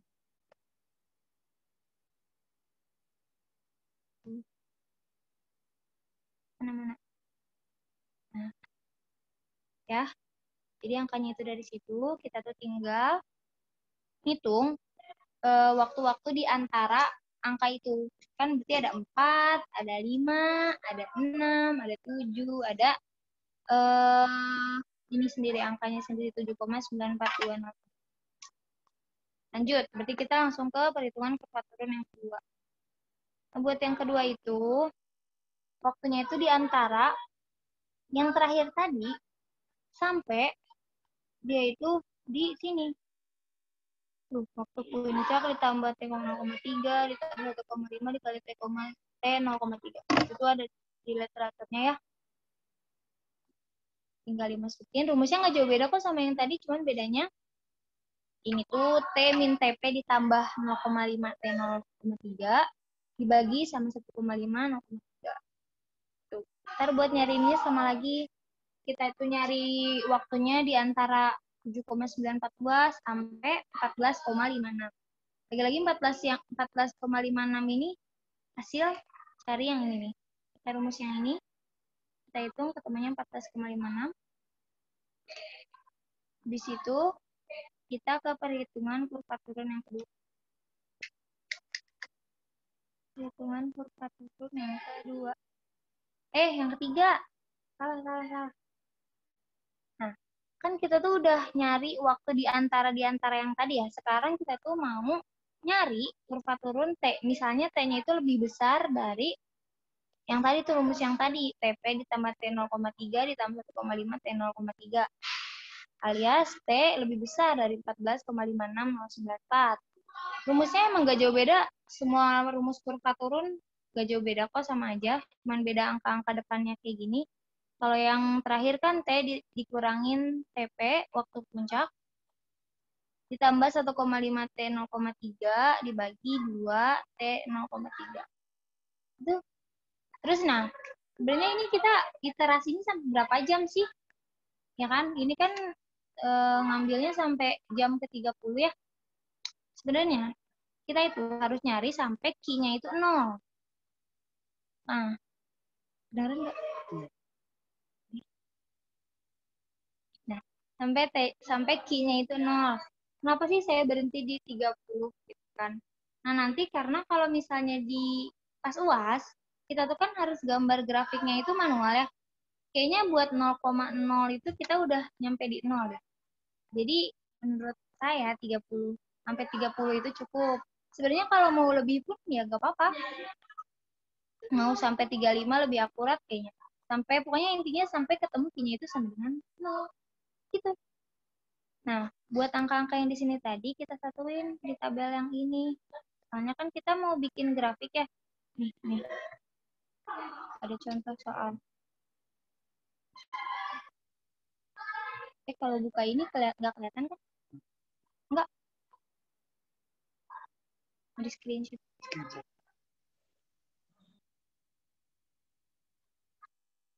Tadi lihat teman-teman.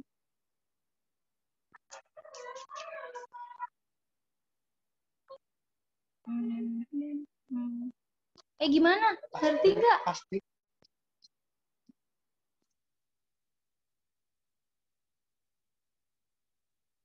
Halo? Masih bangun? Masih aman-aman. Ucup, lu ngerti nggak? Itu 7,9 lah yang di perhitungan kurva turun tuh. Itu 7,9 nggak dirubah jadi 8 itu karena mendekati hasilnya. Jadi 8 nggak dimasukin sampai 8. Kenapa nggak jadi 8? Iya. Ini kenapa? Sebenarnya kan jadi 7,9 itu kan hasil dari yang rumus yang di atas tadi ya, Cup ya? Nah, itu tuh dimasukin aja karena tiap NPM tuh pasti beda dong hasilnya. Ya nggak? Iya, maksud gua sebenarnya mah kan biasanya dibuletin tuh. Jadi 8-nya dia ambil juga gitu. Kayak yang buat 8 soalnya kan bentangnya tuh 7,9 sampai 14,9. Nah, sebenarnya tadi gue mau nanya itu sih sama iterasinya sampai mana. Cuma tadi udah kejawab. Thank you ya. Ya, nah sebenarnya yang tadi kenapa nggak dibuletin, ya kita meminimalisir error aja. Jadi biar lebih detail juga, Cup. Ya, Om. Oke. Nah, ntar nih angka-angka ini kita masukin sampai akhirnya dapat kurva kayak gini grafiknya. Gitu. Buat Nakayasus gitu doang kok. Iya, gampang kan? Kalau tugas besar Bapak tuh itu pakai metodenya apa sih? Gue lupa. Tugas besar Bapak? Iya. Mau lihat nggak soalnya kayak gimana? Coba spoiler. Nih, kita spoiler ya tugas besar Bapak. Aduh. Emang bakal ya? Kayaknya tapi angkatan kita nggak ada deh, soalnya angkatan 18 tuh dari bulan April udah dikasih. Jadi sebulan emang ngerjainnya tuh. Enggak, gue takutnya UASnya malah tugas besar aja itu dikerjainnya 2 minggu. Enggak. Bisa. Kita bisa. Ya. Mau lihat nggak soalnya kayak gimana? Coba. Nang. Terus ini, kalau tuh beda ya ternyata sama yang ngomong aja. Apa? Enggak. Beda device lo ternyata. Lanjut, Le. Mana, Le? Nih, lu lihat udah muncul belum, Om? Udah. Nah, begitu tunjuk pengerjaan. Jadi kalau misalnya dari Bang Adian ya, ngomongnya itu, jadi mereka tiap minggu tuh udah ada progresnya gitu loh. Jadi tugas besarnya itu nggak harus, jadi misalnya nih, kita dikasih tugas besar, sebulan beres, harus beres, jadi dikumpulinnya sebulan kemudian. Enggak, jadi tuh itu bertahap ngerjainnya. Misalnya harus beres apa, terus minggu depan beres apa, gitu. Kayak gitu. Oh iya, iya. 3 Nih, metode. Excelnya juga ada nih. Masih ntar. Nih, ini contohnya Apa nih. tuh? Wah, Ada? ada ke bawah.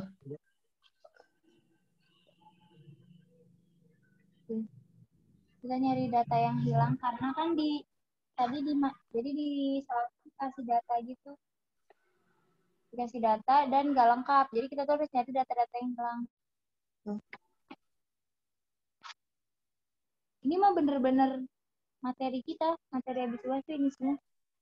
Udah selesai. Udah. Tambahan data tuh. Gitu kita mah berdoa aja, mudah-mudahan UAS-nya nggak begini, oke? Ya, bismillah, bismillah. Kita berdoa yang baik-baik, optimis. Optimis. Tadi gimana nih ditanyain nggak metode itu? Nah, kayak Dari gua Muhammad lah. Coba yang lain bareng. buat literaturnya nanti di-share kok apa aja. Oke.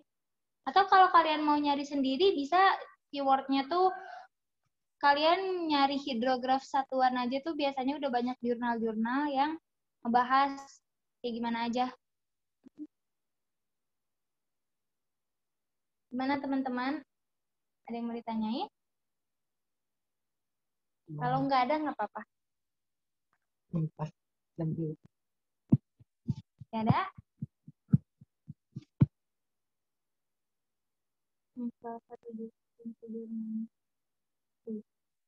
Ini rumus yang kali itu berarti Lanjut. lanjut dulu. Udah beres, mau lanjut apaan lagi? Beres. Iya, ya, udah apa lagi ya? Ini jurnal-jurnalnya nih tuh. Ntar gue kasih jurnalnya, oke? Oh, kirain ada lagi. Enggak, soalnya cuman satu, tapi kita tuh disuruh nyari yang tadi, yang pertama metode Nakayasu, yang kedua itu HSS Gamma 1. Udah. Yang Gamma 1 menyusul ya. Oke? Share Excelnya dong kalau udah. Ya, ntar kita share. Ya, gampang. Ada lagi?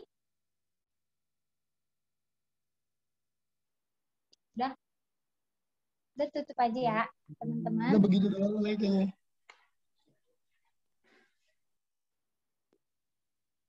Aku ketiduran lagi. Siapa tuh yang ketiduran? Diam nih tukang tidur. Makasih kakak-kakak Pro. Iya, sama-sama. Kakak-kakak. Siapa? Aku siapa sih? Udah, ini kita tutup aja kali ya. Ini ada yang mau nanya lagi nggak sebelum ditutup? Sebutin satu-satu nih. Jara? Apa? Mau nanya nggak? Cukup. Apaan katanya? Cukup. Oh, cukup. Ini yang lain gimana? Nggak ada? Nggak ada kali ya? Ntar kalau misalnya masih ada yang mau ditanyain, boleh kok. PC atau di grup juga boleh, nanya di grup. Nanya di grup yang ada Pak Pengkinya juga boleh. Mau PC anak-anak Afro juga boleh kok. Boleh banget. Apakah butuh fitur hari ini? Apaan? Siap. Nah, mending boleh kita sampai jam 3. Boleh jam 3. Boleh jam 3. Oh. Ini apaan lagi? Ada yang mau ditanyain lagi nggak? Coba, misalnya mau nanya kayu lagi boleh? Mau nanya hidro lagi boleh? Mau nanya apa? Atau mau sharing-sharing matkul lain? Bro, ini kita siap nih. Ayo dong. Ayo dong, mau tanya nih, jawab. Sharing Mektan. Sok mangga. Anu bade nanya kayu. Gimana, Bang?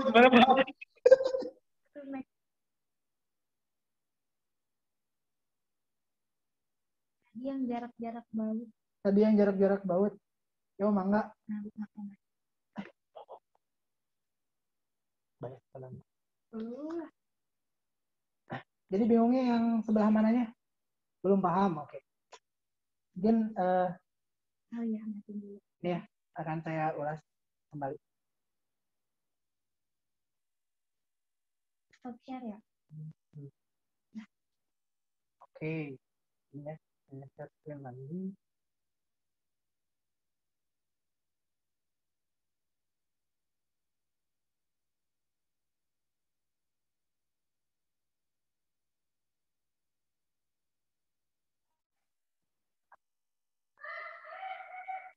Sabar ya, sinyalnya.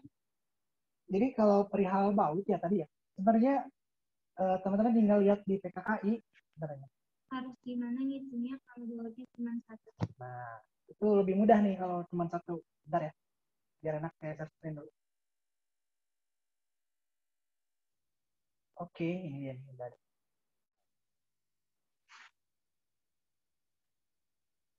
Oke, sudah selesai ya? Sudah ada? Belum. Belum. Kayaknya jarang ada. Ada deh, oke. Jadi gini nih, teman-teman.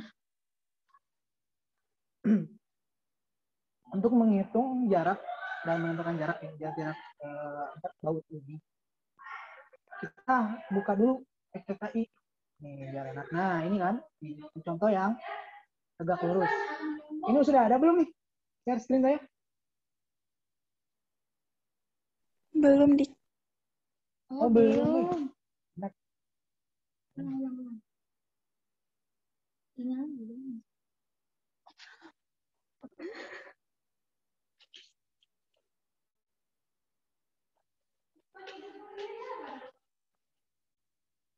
Oke, sorry. Saya ulang ya. Inilah.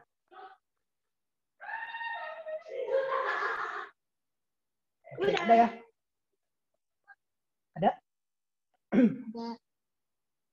Oke, jadi gini teman-teman. Untuk menghitung jarak antar baut. Antar itu ada 2D, 3D, 5D, dan juga 10D ya. Kalau yang, 7D ya. Kalau yang tegak lurus, si kayaknya tegak lurus flat ya. Nanti akan berbeda lagi penamaan ini ketika alfanya itu lebih dari 0 dan kurang dari 90. Oke? Ada yang berbeda. Kita ambil kasus yang tegak lurus dulu nih. Nah, untuk 2D ya, 2 kali diameter ya, 2 kali 1,27 berarti nanti. Nah, ini merupakan jarak antara si titik tengah nih, titik tengah baut ini ke ini paling ujung tepi ujung tepi ujung kayu yang tidak terkena gaya ya, atau yang tegak lurusnya. Nah, kalau yang terkena gaya itu kan yang ini, si batang vertikal, yang horizontal ini tidak gitu. Kalau di bahasanya itu. Nah, jadi itu kamu nyari 2D. Nah, berarti nilai itu yang ini ya. Oke. Nah, kalau 5D berarti jarak antara baut yang ini. Nah, gitu. Oke. Lanjut. Kalau misalnya apa namanya? Yang 3D itu merupakan jarak antar baut terhadap kayu yang terkena gaya atau mempunyai gaya dalam yang saraf tadi. Ya, yang 3D ini nih dari bawah. Sebenarnya gitu ya, terlihat kalau nggak dijelasin juga kan terlihat ya. 5D di sini nih. 3D antara ini dengan ini. 7D antara baut paling bawah nih ya ke overlapnya nih. Besi kayu ke bawah. Gitu ya. Nah, seperti itu. Bentar ya. Nah, ini juga teman-teman bisa lihat ya. Ada ini kalau misalnya ini kok beda ini kan. Ini kasusnya itu ketika si kayunya itu tidak dikebawahin gitu. Nggak overlap ke bawah, namun nanti bautnya itu akan mendekati sisi atas si kayu yang horizontal ini. Kayak gitu bedanya. Dan ini itu ketika kasusnya itu tekan. Ya. Nah, itu perbedaan batang tekan dan tarik. Kan kalau baut itu bisa digunakan untuk batang tekan dan tarik ya. Berbeda dengan gigi.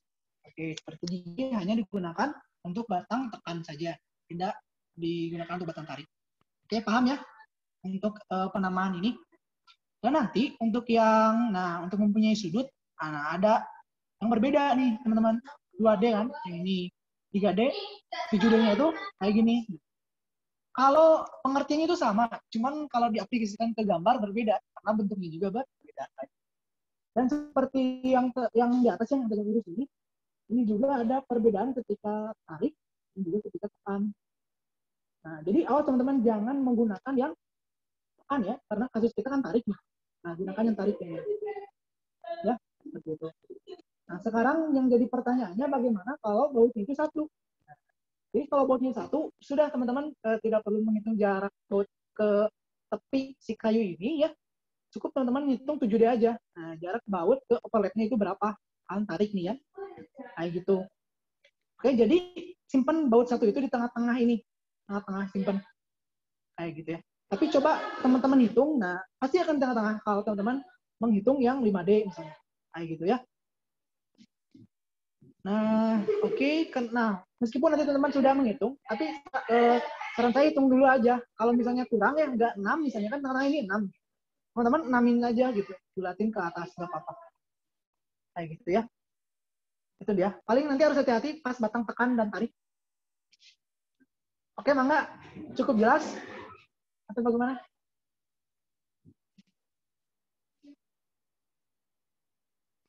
Lebih 2 menit. Oke, thank you. Siap. Mungkin udah jam 3 lebih. Tapi kalau ada pertanyaan, silakan. Mungkin pertanyaan terakhir. Mangga? Nanya. Dan ini ya teman-teman nih. Harus pakai dimensi ya. Pakai dimensi ukuran-ukuran. Teman-teman kasih dimensi nanti di dia di sini itu berapa gitu kan jaraknya. Oke? Itu mungkin. Oke. Baik teman-teman, dikarenakan tidak ada pertanyaan ya, semoga apa yang telah saya sampaikan dan Ia sampaikan dapat diterima dengan baik oleh teman-teman, dapat dipahami dan dapat berguna ketika nanti diperlukan. Baik, itu saja mungkin yang dapat kami sampaikan ya pada pertemuan kali ini mengenai struktur kayu dan juga rekayasa hidrologi. Mohon maaf atas kata-kata yang salah misalnya dan kurang jelas dalam menerangkan materi hari ini. Dan selebihnya silakan teman-teman boleh baca-baca lagi, nyari-nyari lagi referensi kalau misalnya ada ketemu yang tidak cocok dan kontra dengan apa yang kita jelaskan. Silakan teman-teman boleh PC kami, kita diskusi bersama-sama untuk menemukan jalan solusinya. Itu dia, terima kasih sekali lagi saya ucapkan atas partisipasinya mengikuti kegiatan belajar bersama dari Departemen Pengembangan Akademik dan Keprofesian pada kali ini. Sampai jumpa pada kegiatan selanjutnya dan tetap semangat, semoga lancar UASnya. Baik, itu saja dari saya. Mewakili kuliah Ahda Salsabila. Assalamualaikum warahmatullahi wabarakatuh.